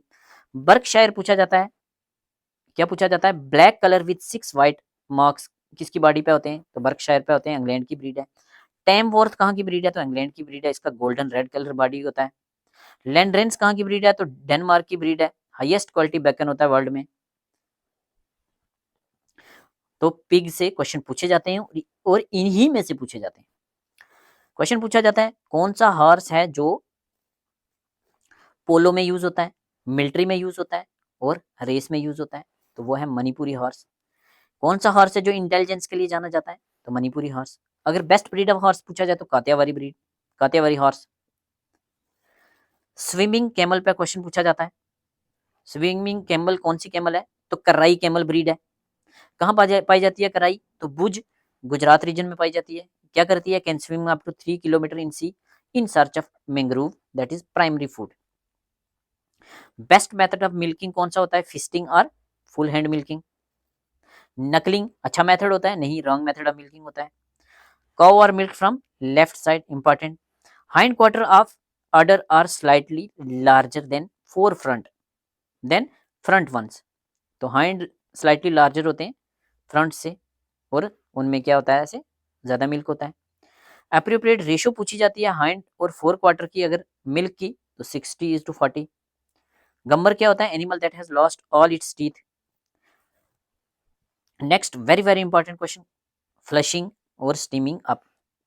तो एक्स्ट्रा कंसेंट्रेट अगर ब्रीडिंग से पहले दिए जाएं तो फ्लशिंग, अगर प्रेगनेंसी से पहले दिए जाएं तो steaming up. Next dairy science का देख लेते हैं क्या इंपॉर्टेंट है। तो acetate volatile fatty acid milk fat synthesis के लिए रिस्पॉन्सिबल होता है। What is bactofugation? तो process of removing of 99.99% of bacteria by using centrifugal forces. ये शेल्फ लाइफ को ट्रिपल कर देता है। बिफेलो मिल्क व्हाइट होता है कलर में, क्यों? इसमें कैजीन प्रोटीन होता है। काऊ का मिल्क येलो होता है, क्यों? इसमें बीटा कैरोटीन होता है। Colouring agent used in milk पूछे जाते हैं कौन कौन से? अनोटा, कोल टार डाई और टर्मरिक को यूज किया जाता है कलरिंग एजेंट के तौर पे। Cooked flavour of heated milk किसकी वजह से होता है? Very important, sulphydryl compounds की वजह से होता है। Fishy odour in butter rancidity की वजह से होता है। Fishy odour in milk due to capelin की वजह से होता है। वाइल फिशी अडर जो एग में होता है वो ई कोलाई की वजह से होता है। फ्लेवरिंग एजेंट बटर में डाई एसिटाइल, और ये 4 mm से ज्यादा नहीं होना चाहिए। डेयरी कैटल में dry matter intake is at peak, कब पीक पे होता है? तो मिड फेज ऑफ लैक्टेशन में पीक में होता है dry matter intake. Irradiated milk में विटामिन डी कंटेंट हाई होता है, कैसे? बाय यूवी रेज ट्रीटमेंट करते हैं। Lactation period of dry cattle divided into 3 phases, early phase 0 to 100 days, mid phase 100 to 200 days और late phase 201 to 305 days। Milk का least variable component पूछा जाता है तो ये होता है लीस्ट वेरिएबल होता है लैक्टोज और सबसे ज्यादा वेरिएबल होता है फैट। मिल्क से मिल्क सीरम निकाल दें तो कोगुलम बन जाता है, very important. Milk let down hormone होता है एक्सीटोसिन और होल्डिंग के लिए जो हार्मोन रिस्पॉन्सिबल होता है वो होता है एपिनेफ्रिन। मिल्क से फैट निकाल दो तो पीछे स्किम मिल्क बन जाता है, बच जाता है। मिल्क में सोरनेस होती है वोलेटाइल एसिड्स की वजह से, मिल्क स्वीटनेस लैक्टोज की वजह से होती है और बिटरनेस किसकी वजह से होती है, बिटरनेस या सॉल्टीनेस क्लोराइड की वजह से होती है। मिल्क यूटेंसिल जो है should be sanitise with hypochloride before use, very important. Most commonly use adulterant milk में इंडिया में हर जगह ही वाटर यूज किया जाता है। नेचुरल प्रिजर्वेटिव कौन कौन से होते हैं मिल्क में, तो लैक्टोपेरोक्सीडेज और लैक्टोफेरिन और कोग्लूटिनिन होता है। नेक्स्ट, पीक मिल्क यील्ड पूछी जाती है, कब होती है, very very important, 6 to 8 weeks after parturition. Milk yield increase over lactation, maximum milk yield किस लैक्टेशन में होती है, तो 4 to 6 लैक्टेशन में होती है काउ में और फोर्थ में होती है बिफेलो में। Peak yield 6 to 8 week. Preservative पूछे जाते हैं, बोरिक एसिड प्रिजर्वेटिव है, बोरेक्स प्रिजर्वेटिव है और बेंजोइक एसिड प्रिजर्वेटिव है, फार्मलिन है, H2O2 और सैलिसिलिक एसिड मिल्क में प्रिजर्वेटिव के तौर पर यूज किए जाते हैं। Very important, size of fat globule पूछा जाता है होमोजेनाइज मिल्क में, तो ये कितना होता है 2 micron. Stainless steel and aluminium alloy mainly used for manufacturing of dairy utensil, dairy utensil के लिए क्या होता है, यूज होता है एल्युमिनियम अलाई और stainless steel. Real acidity of milk is due to lactic acid form by bacterial action. Thickening agent कौन सा यूज किया जाता है, तो कैन शुगर या सैक्रोज, स्टार्च, जिलेटिन यूज किया जाता है। विटामिन B1 और विटामिन C लॉस्ट हो जाते हैं पास्चराइजेशन या स्टेरिलाइजेशन में मिल्क में, very important. Yellow colour of butter annatto की वजह से होता है। दही या Indian curd fermented milk product है। Normal yield of khoya 17 to 80% from cow milk और 21 से 23% बिफेलो मिल्क से होती है और कम से कम 4% गाय के मिल्क में फैट होना चाहिए और बिफेलो में 5% होना चाहिए गुड क्वालिटी खोया बनाने के लिए। पूछा जाता है काऊ के मिल्क में खोया में कितना फैट होता है, तो काऊ के मिल्क से जो खोया बनता है उसमें फैट परसेंटेज होता है 25.7, वेरी इंपॉर्टेंट। और बिफेलो के मिल्क से जो खोया बनता है उसमें होता है 37.1%, वेरी इंपॉर्टेंट, याद रखना है। Subcutaneous abdominal when index for milking ability, colostrum कितना फीड करना चाहिए, तो 10% ऑफ बॉडी वेट। कोलेस्ट्रम कौन सी इम्यूनिटी प्रोवाइड करता है, तो पैसिव इम्यूनिटी। कोलेस्ट्रम में क्या होता है, कोलेस्ट्रम में होता है trypsin inhibitor that protects the immunoglobulin from digestion in GI tag of calf. Plate count pasteurise milk के 30,000 पर ml से ज्यादा नहीं होने चाहिए, कभी कभी ये एक ही सवाल पूछा जाता है बार बार। Phosphatase test, inadequacy of pasteurisation. Iodine solution test, starch adulteration in milk. Hansa test किसके लिए होता है, तो बिफेलो और काउ मिल्क के मिक्सिंग को डिटेक्ट करने के लिए। ब्रह्मो क्रिसोल पर्पल सोल्यूशन, ये क्या करता है, detergent in milk. Index organism pasteurisation के लिए वेरी वेरी इंपॉर्टेंट पूछा जाता है कोक्सिला बर्निटी, इससे क्या होता है, क्यू फीवर। क्यू फीवर का पॉजिटिव एजेंट क्या है, कोक्सिला बर्निटी, और ये इंडेक्स ऑर्गेनिज्म होता है पास्चराइजेशन के लिए। नेक्स्ट जल्दी जल्दी देख लेते हैं मीट साइंस।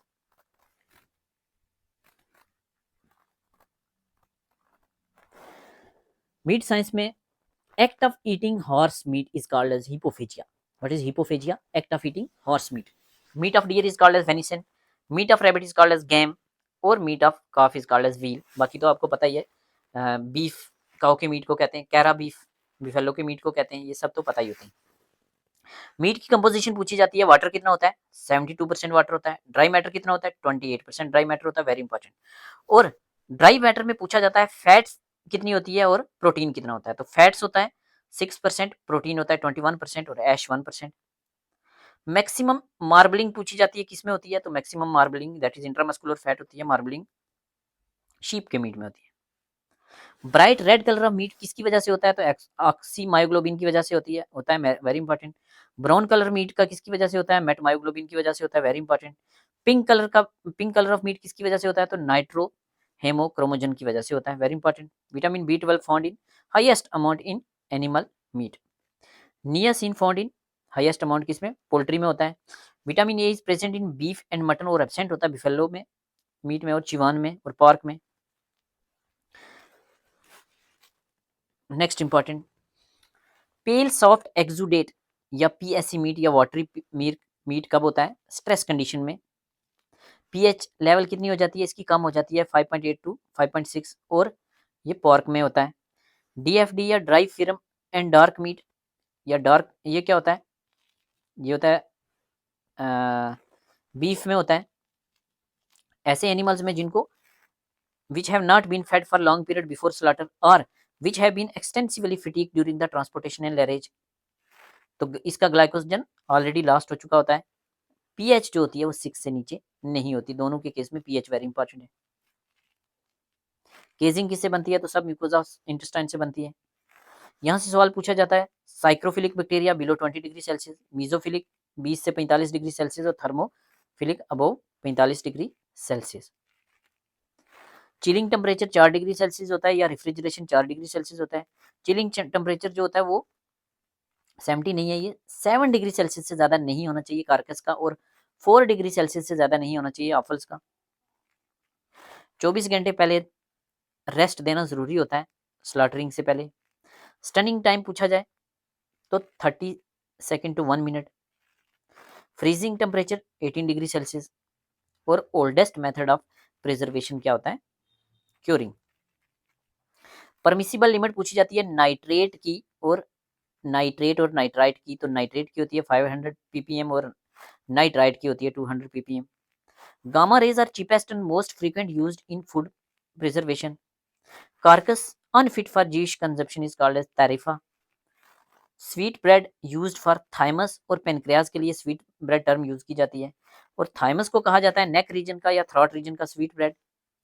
पेनक्रियाज को कहा जाता है हार्ट, स्टमक या बेली रीजन का स्वीट ब्रेड। नेक्स्ट फिजियोलॉजी देखते हैं।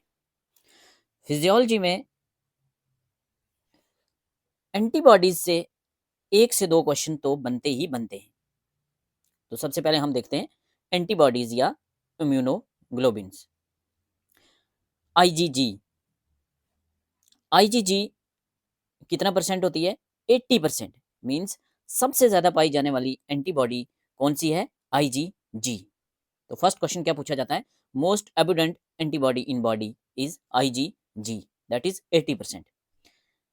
कौन सी एंटीबॉडी है जो प्लेसेंटा को क्रॉस करती है? तो आईजीजी। कौन सी एंटीबॉडी है जो नेचुरल पैसिव इम्यूनिटी प्रोवाइड करती है न्यूबॉर्न को? आईजीजी। आईजीए की परसेंटेज कितनी है? सेकंड नंबर पे है ये 10 to 15%। पूछा जाता है सक्रीशन में कौन सी एंटीबॉडी पाई जाती है? स्वेट में कौन सी पाई जाती है? आईजीए। टीयर्स में आईजीए, सलाइवा में आईजीए, बॉडी के म्यूकस में आईजीए, कोलेस्ट्रम में भी आईजीए और इंटेस्टाइनल सक्रीशन में आईजीए। बॉडी के जितने भी सक्रीशंस हैं उनमें आईजीए एंटीबॉडी पाई जाती है। और पूछा जाता है कौन सी एंटीबॉडी को सेक्रेटरी एंटीबॉडी कहा जाता है?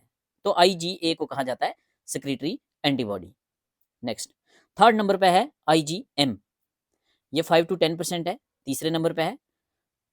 अगर पूछा जाए first antibody produced by B lymphocyte at the time of infection, तो वो होती है आईजीएम। नेक्स्ट है आईजीडी, ये 0.2% होती है। And last and very important IgE, less than 0.1% होती है। पूछा जाता है एलर्जी के केस में, पैरासिटिक डिजीज के केस में या हाइपर सेंसिटिविटी के केस में कौन सी एंटीबॉडी पाई जाती है? तो कौन सी एंटीबॉडी पाई जाती है? आईजीडी। एक बार फिर से रिवाइज कर लेते हैं। आईजीजी प्लेसेंटा को क्रॉस करती है, 80% है सबसे ज्यादा। Secretory antibody IgA, first antibody produced by B lymphocyte at the time of infection IgM, और हाइपर सेंसिटिविटी रिएक्शंस में, पैरासिटिक डिजीज में या एलर्जी में IgE. Very very important. Next आगे चलते हैं। इम्यूनिटी, इम्यूनिटी से सवाल मिलता ही मिलता है और ये वही सवाल होते हैं जो बच्चों से गलत होते हैं। एंटीबॉडीज से, इम्यूनोग्लोबिन से या इम्यूनिटी से मोस्टली ये डिसाइडिंग सिलेक्शन के लिए डिसाइडिंग क्वेश्चन बन जाते हैं। तो इम्यूनिटी दो तरह की होती है। कौन कौन सी? इनेट इम्यूनिटी और एक्वायर्ड इम्यूनिटी। इनेट इम्यूनिटी को नॉन स्पेसिफिक इम्यूनिटी भी कहते हैं और एक्वायर्ड इम्यूनिटी को अडॉप्टिव इम्यूनिटी भी कहते हैं। इनेट इम्यूनिटी बाय बर्थ आती है। इनेट इम्यूनिटी कब आती है? By birth. और अडॉप्टिव या acquired immunity develop during the course of life when any foreign antigen entered in body. जब हमारी बॉडी में कोई भी फॉरेन एंटीजन दाखिल होता है तब कौन सी इम्यूनिटी आती है? एक्वायर्ड, अडॉप्टिव या स्पेसिफिक इम्यूनिटी पूछी जाती है। स्पेसिफिक इम्यूनिटी किसको कहते हैं? तो अडॉप्टिव को या एक्वायर्ड को। तो इनेट या नॉन स्पेसिफिक बाय बर्थ आती है। इसमें दो, फर्स्ट लाइन ऑफ डिफेंस का काम करती है इनेट इम्यूनिटी और सेकंड लाइन डिफेंस का काम करती है। अगर पूछा जाए थर्ड लाइन ऑफ डिफेंस का कौन काम करती है, तो ये एक्वायर्ड वाली करती है। तो फर्स्ट लाइन ऑफ डिफेंस कौन करता है? जैसे स्किन है, म्यूकस मेम्ब्रेन है, सक्रीशन है। कोई भी एंटीजन आया, स्किन उसको आने नहीं देगी। अगर अंदर आ गया तो म्यूकस मेम्ब्रेन उसको रोक लेगी। या सक्रीशंस होंगे बॉडी के, जैसे HCl वगैरह है तो उस बैक्टीरिया वगैरह को डिस्ट्रॉय कर देंगे। जैसे टीयर्स है, सलाइवा है, यहाँ से अगर क्रॉस हो गया तो सेकंड लाइन ऑफ डिफेंस काम करेगा। जैसे बॉडी में इन्फ्लामेशन हो जाएगी, फीवर हो जाएगा, इंटरफेरेंस काम करेंगे, complement system, natural killer cell या फैगोसाइट्स जैसे कि न्यूट्रियोफिल्स, मैक्रोफेजेस, इयोसाइनोफिल। तो ये पूछा जाता है इयोसाइनोफिल क्या है? Second line of defence. Macrophage second line of defence. Neutrophil second line of defence. NK cell second line of defence. Inflammatory reaction या interferons second line of defence. और ये सारे किसके अंडर आते हैं? ये आते हैं इनेट इम्यूनिटी या नॉन स्पेसिफिक इम्यूनिटी के अंडर। बॉडी की secretion first line of defence. तो develop during the course of life कौन सी है? जब एंटीजन बॉडी में आता है, अडॉप्टिव या स्पेसिफिक या एक्वायर्ड। इसमें क्या होता है? Third line of defence. Third line of defence में क्या आता है? बी लिम्फोसाइट और टी लिम्फोसाइट या एंटीजन प्रेजेंटिंग सेल। तो पूछा जाएगा एंटीजन प्रेजेंटिंग सेल क्या है? थर्ड लाइन ऑफ डिफेंस है। बी सेल, टी सेल क्या है? थर्ड लाइन ऑफ डिफेंस है। नेक्स्ट क्या पढ़ा हमने? इम्यूनिटी दो तरह की पढ़ी, इनेट और नॉन स्पेसिफिक। इनेट या नॉन स्पेसिफिक, एक्वायर्ड या स्पेसिफिक इम्यूनिटी। अब नेक्स्ट क्या है? जो ये एक्वायर्ड इम्यूनिटी है इसकी टाइप्स आगे हम पढ़ेंगे, एक्वायर्ड की या स्पेसिफिक की या अडॉप्टिव की। तो ये फर्दर नेक्स्ट दो तरह की होती है। कौन कौन सी? एक्टिव इम्यूनिटी और पैसिव इम्यूनिटी। एक्टिव इम्यूनिटी क्या होती है? It develops when body cell produce antigen in response to infection और वैक्सीन। एक्टिव इम्यूनिटी कब डेवलप होती है? जब हमारी बॉडी एंटीबॉडीज बनाती है। कैसे? या तो बॉडी में इन्फेक्शन हुआ तब, या जब हमने वैक्सीन दिया। कैसे? ये फर्दर दो तरह की है, नेचुरल एक्टिव इम्यूनिटी और आर्टिफिशियल एक्टिव इम्यूनिटी। नेचुरल जब हमें इन्फेक्शन होता है, कोई फॉरेन बॉडी अंदर आई तो उसके खिलाफ एंटीबॉडीज बन गई, तो नेचुरल एक्टिव इम्यूनिटी होगी। आर्टिफिशियल जब हमने वैक्सीन लिया, या हमने वैक्सीन लिया जैसे कि टेटनस टैक्साइड ले लिया या कोविड वैक्सीनेशन करवा ली, तो ये किसकी एग्जांपल है? ये एक्टिव इम्यूनिटी है, but artificial active immunity. Natural कब होगी? जब हमें नेचुरल इन्फेक्शन होगा, जब हमें एंटीजन बॉडी में आएगा, बॉडी खुद काम करेगी। ऐसे ही passive immunity, passive immunity by direct antibody inoculation. ये भी दो तरह की है वैसे ही, नेचुरल पैसिव इम्यूनिटी और artificial passive immunity. Antibodies natural में क्या होता है? Antibodies transfer from mother to foetus through placenta via colostrum. Very important. तो कोलेस्ट्रम से जो इम्यूनिटी हमें मिलती है वो क्या है? नेचुरल पैसिव इम्यूनिटी है। कौन सी है एक्वायर्ड इम्यूनिटी, लेकिन एक्वायर्ड में पैसिव इम्यूनिटी है और वो भी नेचुरल पैसिव। तो आर्टिफिशियल पैसिव क्या होगी? जब हम क्या करेंगे? जब injection of anti serum that contain antibodies, जैसे एंटी टेटनस सीरम। चलो नेक्स्ट चलते हैं जल्दी जल्दी। फोर गट फर्मेंटर कौन से होते हैं? फोर गट में फर्मेंटेशन किन एनिमल्स में होती है? तो रूमिनेंट्स और सीडो रूमिनेंट्स में ये क्या होते हैं? ये फोर गट फर्मेंटर होते हैं। अगर पूछा जाए हाइंड गट फर्मेंटर, तो रैबिट और ostrich. Rabbit hind gut fermenter है, ऑस्ट्रिच हाइंड गट फर्मेंटर है, सीडो रूमिनेंट और रूमिनेंट फोर गट फर्मेंटर है। Prehensile organs of different animals से क्वेश्चन पूछे जाते हैं। सेंसिटिव मोबाइल लिप्स किसका प्रीहेंसाइल ऑर्गन है? हॉर्स का। टंग किस किस का है? काऊ का टंग है, डॉग का है, कैट का है। टंग और इंसीजर शीप के केस में होते हैं। पॉइंटेड लोअर लिप किसका प्रीहेंसाइल ऑर्गन है? पिग का। और गोट और कैमल्स में लिप्स होते हैं। ये क्या होते हैं? गोट, ये ब्रोजर होते हैं। शीप ग्रेजर होती है। पूछा जाता है गॉल ब्लैडर किस में एब्सेंट होता है? तो हॉर्स और कैमल में गॉल ब्लैडर एब्सेंट होता है। Next, leucocytes. ल्यूकोसाइट से क्वेश्चन पूछे जाते हैं। कैसे? ल्यूकोसाइट दो तरह के होते हैं, एक ग्रेनुलोसाइट्स होते हैं और दूसरे ए ग्रेनुलोसाइट्स होते हैं। पूछा जाता है न्यूट्रोफिल्स क्या है? तो न्यूट्रोफिल्स क्या है? ग्रेनुलोसाइट्स हैं। इओसाइनोफिल क्या है? ग्रेनुलोसाइट्स हैं। और बेसोफिल्स क्या है? ग्रेनुलोसाइट्स हैं। अगर पूछा जाए मोनोसाइट्स तो ए ग्रेनुलोसाइट्स। लिम्फोसाइट्स ए ग्रेनुलोसाइट्स। तो लिम्फोसाइट दो तरह के होते हैं, बी सेल्स और टी सेल्स और नेचुरल किलर सेल। तो लिम्फोसाइट्स की सारी तीन टाइप्स हैं, बी सेल्स, टी सेल्स और नेचुरल किलर सेल। ये क्या है? ये है लिम्फोसाइट जो कि ए ग्रेनुलोसाइट्स हैं। मोनोसाइट्स ए ग्रेनुलोसाइट्स हैं। न्यूट्रोफिल, इओसाइनोफिल और बेसोफिल ग्रेनुलोसाइट्स हैं। First line of defence neutrophils question पूछा जाता है, ये हाईली फैगोसिटिक होते हैं। इओसाइनोफिल्स का नंबर कब इंक्रीज होता है? तो क्वेश्चन पूछा जाता है एलर्जिक रिएक्शन में या पैरासिटिक रिएक्शन में किसका नंबर इंक्रीज होता है? तो इओसाइनोफिल्स का नंबर इंक्रीज होता है। बेसोफिल्स रिलीज हेपरिन जो कि एक नेचुरल एंटीकोगुलेंट है, या हिस्टामिन रिलीज करते हैं जो कि एक एलर्जन है। कौन करता है? बेसोफिल। लार्जेस्ट ल्यूकोसाइट पूछा जाए तो मोनोसाइट। मोनोसाइट का नंबर किस डिजीज में इंक्रीज होता है? तो पूछा गया है क्रॉनिक इन्फेक्शंस में इंक्रीज होता है, जैसे कि ट्यूबरक्लोसिस में। पूछा जाता है ट्यूबरक्लोसिस में किसका नंबर इंक्रीज होगा? तो मोनोसाइट्स का। एंटीबॉडीज प्रोडक्शन अगेंस्ट इन्फेक्शन तो कौन करते हैं? लिम्फोसाइट्स। एंटीबॉडीज कौन बनाते हैं? लिम्फोसाइट्स। लिम्फोसाइट्स कितनी तरह के होते हैं? बी सेल्स, टी सेल्स और NK cell. Plasma cells derived from B lymphocytes, very very important. Plasma cells derived from B lymphocytes and produce antibodies against infection. तो एंटीबॉडीज कौन बनाता है? Plasma cell. प्लाज्मा सेल किसे drive होते हैं? B lymphocyte से।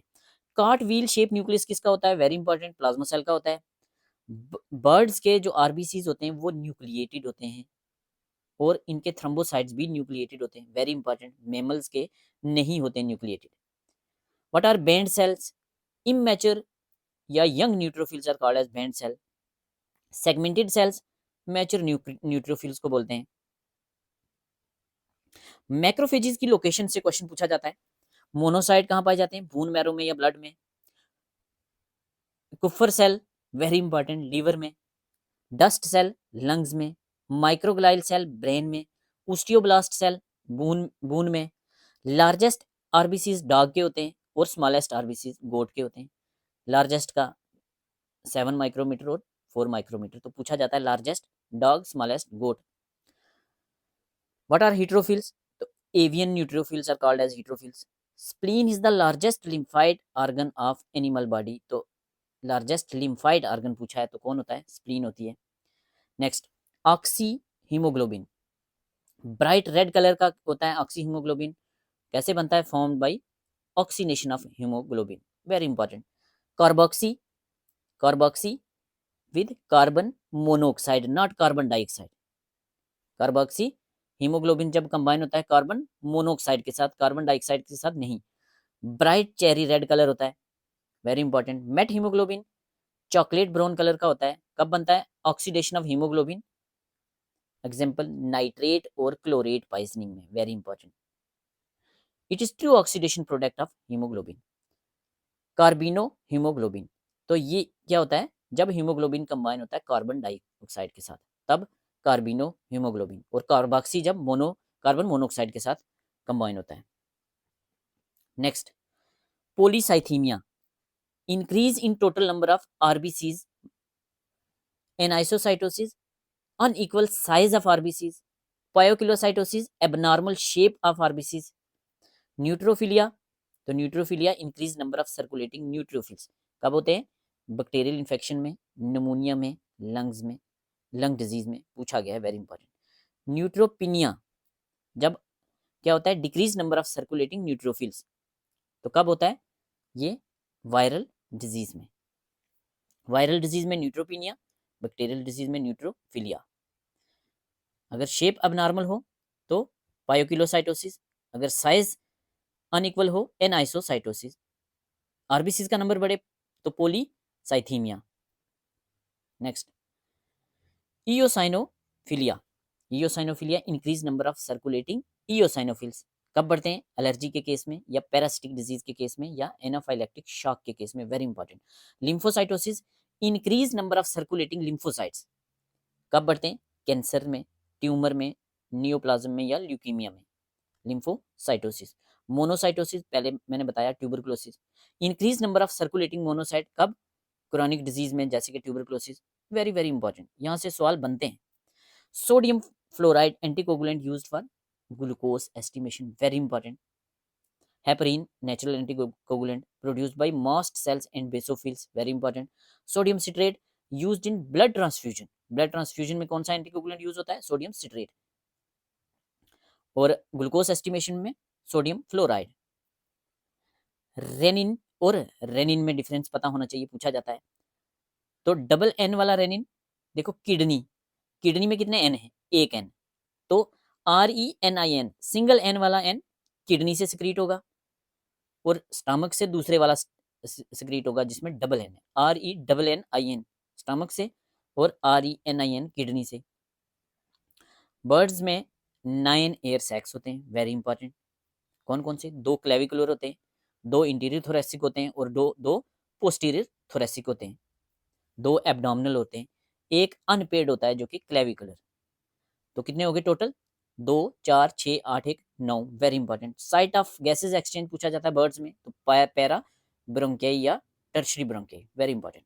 Next, जल्दी जल्दी देख लेते हैं एनिमल न्यूट्रिशन। रूमिनेंट प्लेसेंटेशन से क्वेश्चन पूछे जाते हैं, 100% पूछे जाते हैं। तो प्लेसेंटा के 2 पार्ट्स होते हैं, कौन कौन से? कॉटिलिडन और क्रंकल। तो कॉटिलिडन और क्रंकल को टुगेदर बोलते हैं प्लेसेंटोम। प्लेसेंटोम क्या है? कॉटिलिडन और क्रंकल together.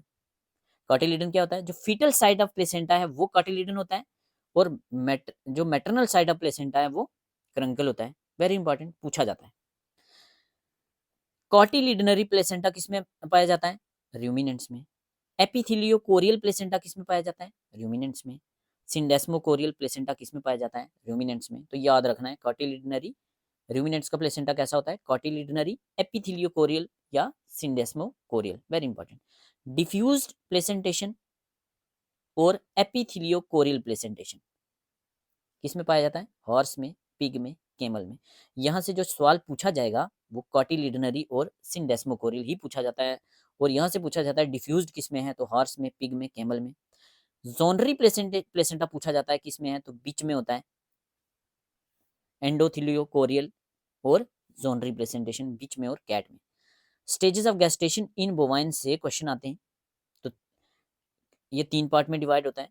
Period of ovum, period of ovum कहाँ से कहाँ होता है? फर्टिलाइजेशन से लेके 10 to 12 डेज ऑफ प्रेगनेंसी तक पीरियड ऑफ ओवम, 10 से 12 दिन तक। फिर पीरियड ऑफ ओवम, ओवम के बाद पीरियड ऑफ एम्ब्रियो। पहले ओवम का पीरियड फर्टिलाइजेशन से 10 से 12 दिन, एम्ब्रियो का 13 से लेके 45 दिन। और पूछा जाता है हार्ट बीट कब स्टार्ट होती है? तो 22nd डे में स्टार्ट होती है, 22वें दिन स्टार्ट होती है, जो कि पीरियड ऑफ एम्ब्रियो के टाइम के अंदर आता है। 45 डेज के बाद स्टार्ट होता है पीरियड ऑफ फीटस। मोनोइस्ट्रस साइकिल किस में पाई जाती है? तो बीच में और वाइल्ड एनिमल्स में पाई जाती है। पॉलीइस्ट्रस पूछा जाता है, तो काउ में और सो में पॉलीइस्ट्रस होती है। पूछा जाता है सीजनल पॉलीइस्ट्रस कौन कौन से हैं? तो ये सीजनल पॉलीइस्टर, अगर पूछा जाए लॉन्ग डे सीजनल पॉलीइस्टर्स, तो ये होते हैं मेयर और कैट। मेयर से क्वेश्चन पूछा जाता है। अगर पूछा जाए शॉर्ट डे पॉलीइस्टर्स, तो शीप, गोट, बिफेलो, कैमल। तो यहाँ से किससे पूछा जाता है? मोस्टली बिफेलो से। टाइम ऑफ इंसेमिनेशन से क्वेश्चन पूछा जाता है, तो कैटल में मिड हीट या स्टैंडिंग हीट, वाइल पिग में second day of heat. Very important. Site of semen deposition से पूछा जाता है, तो कैटल में मिड सर्विक्स या यूट्रो सर्विक्स, शीप में सर्विक्स में, और यूट्रस में किस में डालते हैं? हॉर्स में और पिग में। वेरी इंपॉर्टेंट, हॉर्स का पूछा जाता है। Most commonly used cryogen in bull semen, तो लिक्विड नाइट्रोजन यूज होता है, हमें पता है 196 डिग्री सेल्सियस टेम्परेचर होता है इसका। Most commonly used cryo protective agent bull में ग्लिसरॉल। थाइंग टेम्परेचर पूछा जाता है तो 37 डिग्री सेल्सियस 30 सेकंड के लिए, वेरी इंपॉर्टेंट। रूमिनेंट की यूट्रस वाई शेप होती है और मेयर की टी शेप होती है, वेरी इंपॉर्टेंट। मेयर, इव और काउ की यूट्रस बाईपार्टाइट होती है, वेरी इंपॉर्टेंट। अगर पूछा जाए बाईकार्बोनेट किसकी होती है तो सो की और कैमल की होती है। एलमंड शेप ओवरी किस किस की होती है तो कैटल की, शीप की, गोट की एलमंड शेप होती है। बीन शेप या किडनी शेप मेयर की होती है। बंच ऑफ ग्रेप्स की तरह पोल्ट्री और सो की होती है। मेल रिप्रोडक्टिव सिस्टम डेवलप कहाँ से होते हैं तो वुल्फियन डक्ट से होते हैं या मीजोनेफ्रिक डक्ट से होते हैं। फीमेल रिप्रोडक्टिव सिस्टम किस कहाँ से डेवलप होता है तो म्यूलेरियन डक्ट से होता है या पैरामीजोनेफ्रिक डक्ट से होता है, वेरी इंपॉर्टेंट पूछा जाता है।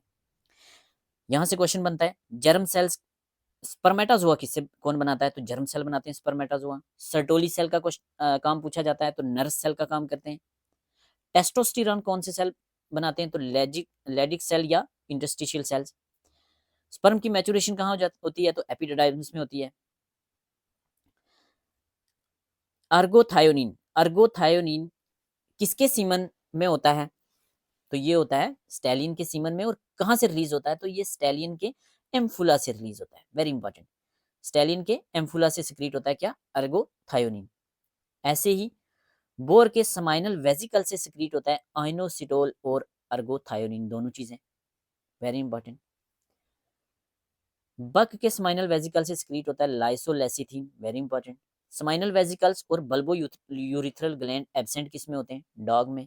बल्बस ग्लैंडस किस में होता है डॉग में। कोरोना ग्लैंडस किस में होता है स्टैलियन में। डबल फोल्ड प्रीफ्यूज किसका होता है स्टैलियन का। ग्लांस पेनस एब्सेंट होता है किसमें बोर में और टॉम में। ऑस पेनस विसरल बोन किसके पेनिस में होती है डॉग के पेनिस में। परप्यूटल डाइवर्टिकुलम किसमें प्रेजेंट होता है तो बोर के पेनिस में। सिग्माइड फ्लेक्सर किसमें होता है बुल में। S shaped curve in the body of non erected penis. पूछा जाता है प्री सेक्रोटल सिग्माइड फ्लेक्सर किसमें होता है और पोस्ट सेक्रोटल किसमें होता है तो प्री सेक्रोटल होता है बोर में और कैमल में, और पोस्ट सेक्रोटल होता है किसमें बुल में और रैम और बक में, वेरी इंपॉर्टेंट। सिग्माइड फ्लेक्सर किसमें एब्सेंट होता है तो स्टेलिन और डॉग में एब्सेंट होता है। अबॉर्शन, स्टिल बर्थ और प्री मैच्योर बर्थ में डिफरेंस पता होना चाहिए, पूछा जाता है। अबॉर्शन क्या होता है जब डेड फीटस एक्सपेल होता है before completion of gestation period तो उसको अबॉर्शन कहेंगे। अगर डेड फीटस हो eight the time of parturition तो उसको स्टिल बर्थ कहेंगे। अगर लाइव फीटस हो एक्सपेल हो कब गेस्टेशन पूरा होने से पहले ही तो प्री मैच्योर बर्थ कहेंगे। अबॉर्शन से रिलेटेड कुछ और क्वेश्चन पूछे जाते हैं, जैसे कंपाइलोबैक्टर फीटस किसमें अबॉर्शन करता है शीप और गोट में करता है। ब्रूसेला अबॉर्टस कैटल में करता है। ब्रूसेला कैनस बीच में करता है। लेप्टोस्पायरा अबॉर्शन करता है किसमें स्वाइन में। ट्राइपेनोसोमा इवंसाई जो सर्रा करता है डिजीज वो कैमल में करता है abortion. Trichomonas foetus first trimester में अबॉर्शन करता है। और ब्रूसेला, लेप्टोस्पायरा, माइकोबैक्टीरियम, लिस्टीरिया ये भी अबॉर्शन करते हैं, बट ये करते हैं कब लास्ट ट्राइमेस्टर में, वेरी इंपॉर्टेंट। वेटनरी एक्सटेंशन देख लेते हैं जल्दी जल्दी, क्या क्या पूछा जाता है इससे। एक्सटेंशन लेटिन वर्ड है, वेरी इंपॉर्टेंट, पूछा जाता है क्या टेंसियो दो वर्ड से बना है, टेंस एक्स और टेंसियो से। तो एक्स का मतलब होता है ओट, टेंसियो का मतलब होता है स्ट्रेचिंग, तो स्ट्रेचिंग आउट। एक्सटेंशन किस चीज पे फोकस करती है तो नॉलेज, एटीट्यूड, स्किल और एक्शन पे। तो ये तीनों जब चेंज होंगे तो क्या चेंज होगा behaviour. Knowledge, attitude, skill, action, ये मिलके बनाते हैं बिहेवियर। अब बात करते हैं बिहेवियर की, किसने बात की थी तो behave component of behaviour was given by Paul ligand. कौन कौन से के फॉर नॉलेज, नॉलेज क्या होता है what an individual knows. Attitude what he thinks. Skills what he do, skills mental skills भी होते हैं, फिजिकल स्किल्स भी हो सकते हैं, और एक्शन व्हाट ही डज। तो ये सारे मिलके क्या करेंगे बिहेवियर को चेंज करेंगे। तो यही चार कंपोनेंट है बिहेवियर के। एक्सटेंशन क्या है learning by doing and seeing is believing, जो हम करते हैं और जो हम देखते हैं रिजल्ट देखे जाते हैं। जैसे method demonstration learning by doing पूछा जाता है, result demonstration seeing is believing. Extension two way channel है बिटवीन रिसर्चर और फार्मर्स के बीच में। एक्सटेंशन किस तरह की एजुकेशन है, फॉर्मल एजुकेशन है, इनफॉर्मल है या नॉन फॉर्मल है, तो एक्सटेंशन नॉन फॉर्मल एजुकेशन है, वेरी इंपॉर्टेंट। इनफॉर्मल के साथ मिसअंडरस्टैंड नहीं करना। जो हम स्कूलों में एजुकेशन लेते हैं वो फॉर्मल एजुकेशन होती है, एक्सटेंशन नॉन फॉर्मल एजुकेशन होती है। तो अब आपके दिमाग में आता होगा कि बहुत सारी बुक्स में लिखा हुआ है एक्सटेंशन इनफॉर्मल एजुकेशन है, तो ये इनफॉर्मल एजुकेशन क्या होती है? तो इनफॉर्मल एजुकेशन जो हम डे टू डे लाइफ में एक्सपीरियंस के साथ चीजें सीखते हैं वो इनफॉर्मल एजुकेशन में आती है, नॉन फॉर्मल में एक्सटेंशन आती है। फादर ऑफ एक्सटेंशन एजुकेशन पूछा जाए तो JP legend. Extension education process के स्टेप्स पूछे जाते हैं कभी कभी, तो 5 स्टेप होते हैं। कौन कौन से? सबसे पहले सिचुएशन को एनालाइज करना है, फिर ऑब्जेक्टिव डिसाइड करने हैं, फिर टीचिंग, फिर इवेल्युएशन और उसके बाद reconsideration, very important. Steps in extension teaching according to Wilson and Gallup, ऐसे ही पूछा जाता है विल्सन एंड गैलप के स्टेप कौन से हैं और एक्सटेंशन एजुकेशन प्रोसेस के स्टेप्स कौन से हैं। तो विल्सन एंड गैलप ने जो एक्सटेंशन टीचिंग के लिए दिए हैं वो हैं कौन से? एडकास।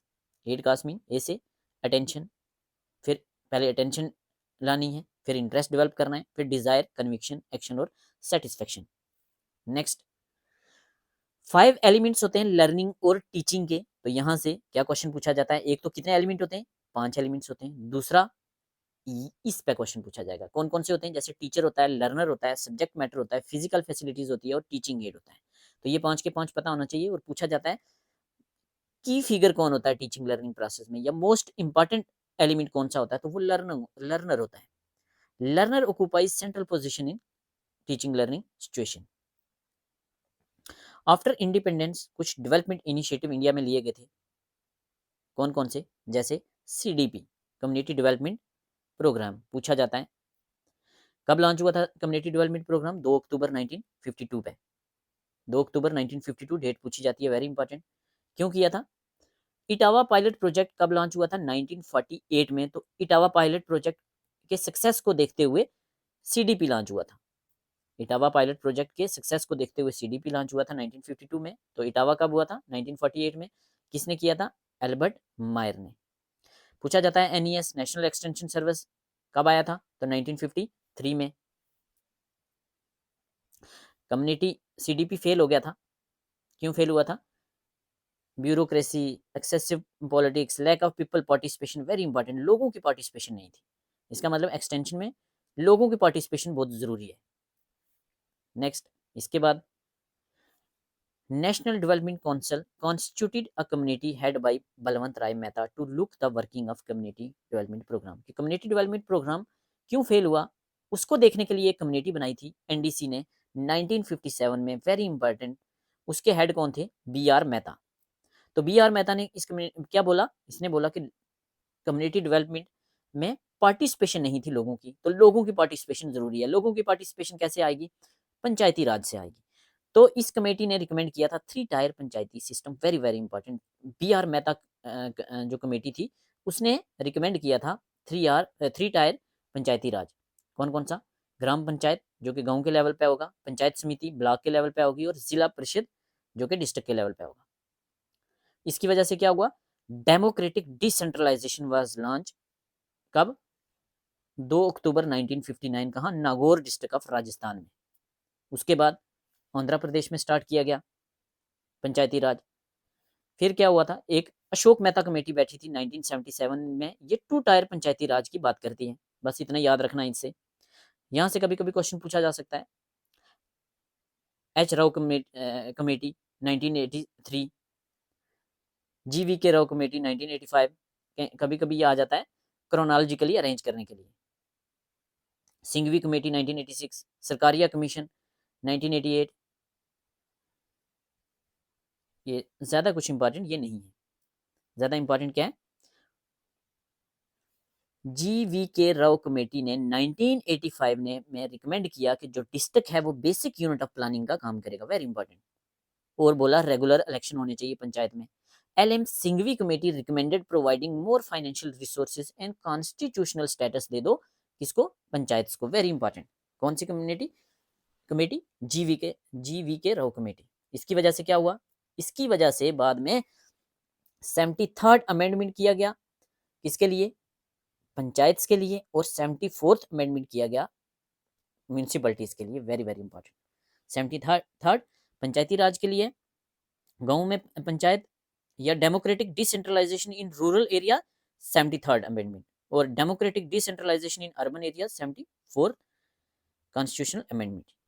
नेक्स्ट यहां से क्वेश्चन पूछा जाता है, क्या क्वेश्चन पूछा जाता है, एजडर डेल ने कोन ऑफ एक्सपीरियंस दिया था, यहां से मिस हो गया शायद,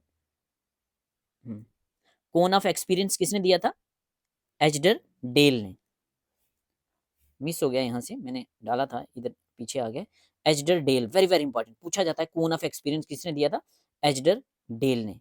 ये क्या बात करते हैं, ये कहते हैं कि जो हम देखते हैं, जो हम रीड करते हैं उसका सिर्फ 10% याद रहता है, जो हम सुनते हैं उसका 20% याद रहता है, जो हम देखते हैं चाहे वीडियो में चाहे इमेज में उसका 30% याद रहता है, और जब हम कोई एग्जीबिशन वगैरह या डेमोन्स्ट्रेशन देखते हैं तो देखने से 50% याद रहता है। Sorry, wait a minute, wait a minute, wait a minute, यहाँ पहुंचे थे। और जब हम पार्टिसिपेट करते हैं वर्कशॉप्स वगैरह में तो उसका 70% याद रहता है, और जब हम एक्चुअल में चीजें खुद करते हैं तब हमें 90% याद रहता है। तो ये क्या है, ये कोन ऑफ एक्सपीरियंस है, ये किसने दी थी, एडजर डेल ने 1946 में।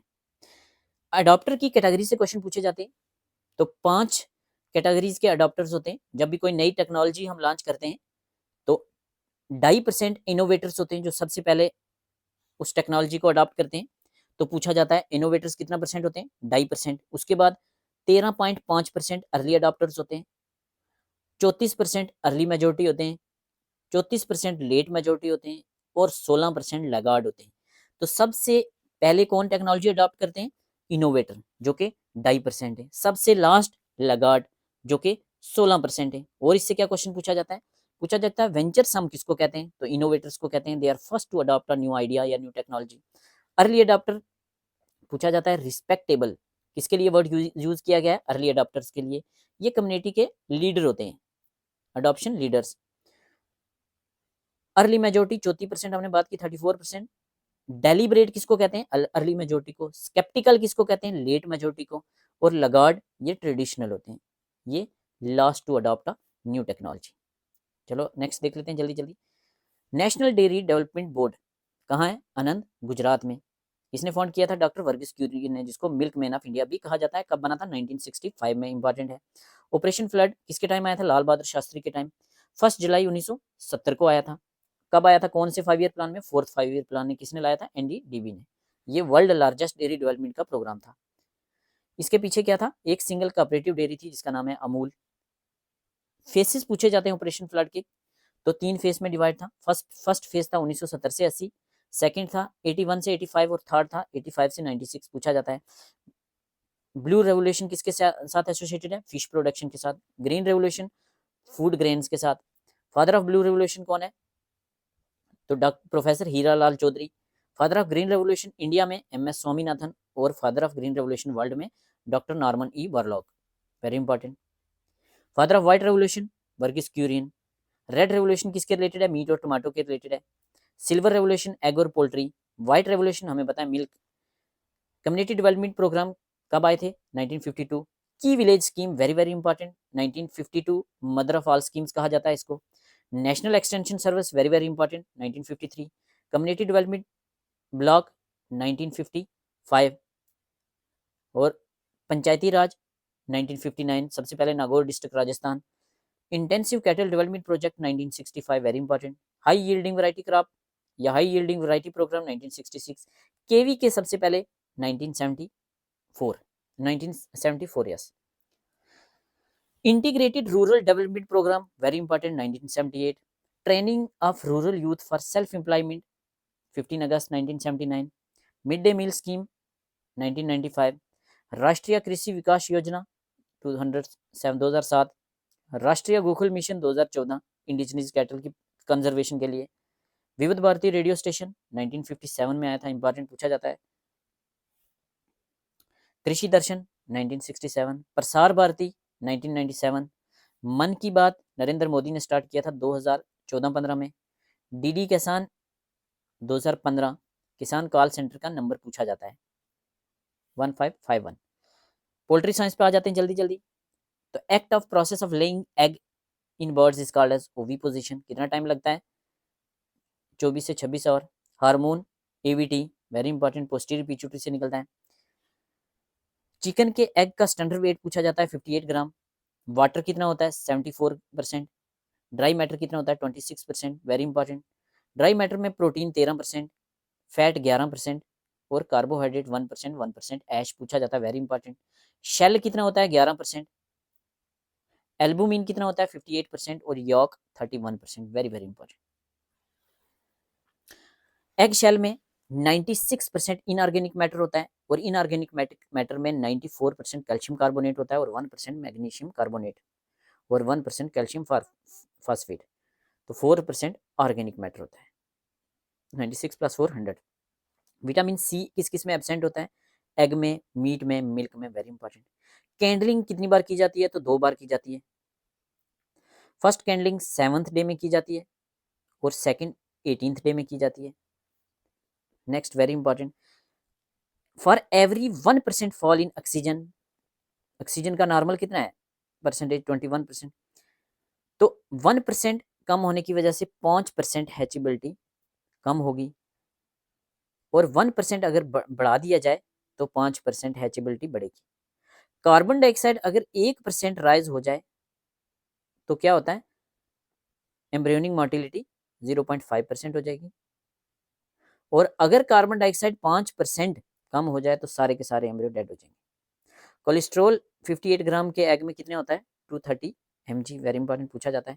What is physiological zero temperature? Temperature at which embryonic growth is arrested. तो ये कितना है? 21 डिग्री सेल्सियस या 70 degree Fahrenheit. Best age of debeaking, day old chick. Marek disease day old चिक में की जाती है। ब्राइलर्स 3 डिजीज के लिए सिर्फ वैक्सीनेशन की जाती है, मेरिक डिजीज के लिए, गुम्बारो डिजीज के लिए और रानीखेत के लिए। All poultry birds laid brown tinted eggs while Mediterranean glass है जो ये वाइट एग देती है। लेगहार्न बेस्ट लेयर बर्ड दुनिया का और Cornish best broiler. Jersey black giant heaviest breed of poultry. Kadaknath सबसे light breed. Andalusian blue shelled egg कौन देता है? एंडोल्यूशन पूछा जाता है। Aseel Indian game bird, Lucknow का मुर्गा या fighting cock, very important. Kadaknath जिसको काला मासी भी कहते हैं, fowl with black flesh, maximum disease resistance होता है इसका। मीट हैविंग क्या होता है? सेक्सुअल डिजायर और मेडिसिनल पर्पज के लिए यूज होता है। जपनीज मेथड या वेंट मेथड या क्लोका मेथड जो होता है बेस्ट मेथड होता है सेक्सिंग के लिए। Moulting process of shedding and renewing feathers, very important पूछा जाता है। मोल्टिंग कहाँ से स्टार्ट होती है, कहाँ हेड होती है, कहाँ खत्म होती है? तो हेड से स्टार्ट होती है, फिर नेक पे, फिर बॉडी पे, फिर विंग्स पे, फिर टेल पे। और क्या पूछा जाता है? डीपिगमेंटेशन, तो disappearance of pigments from body. तो सबसे पहले कहाँ से डिसअपेयर होगी? वेंट से, आई रिंग से, फिर एयर लोब से, फिर बीक से, फिर शैंक से, वेरी इंपॉर्टेंट, ये दोनों पूछे जाते हैं। थैंक यू सो मच सुनने के लिए। प्लीज़ ज़रा बताना डिस्कशन कैसा लगा, क्या हम इसको और इम्प्रूव कर सकते थे? प्लीज़ हमारे चैनल को सब्सक्राइब करें और इस वीडियो को लाइक करें और अपने फ्रेंड्स के साथ शेयर करें। Thank you so much.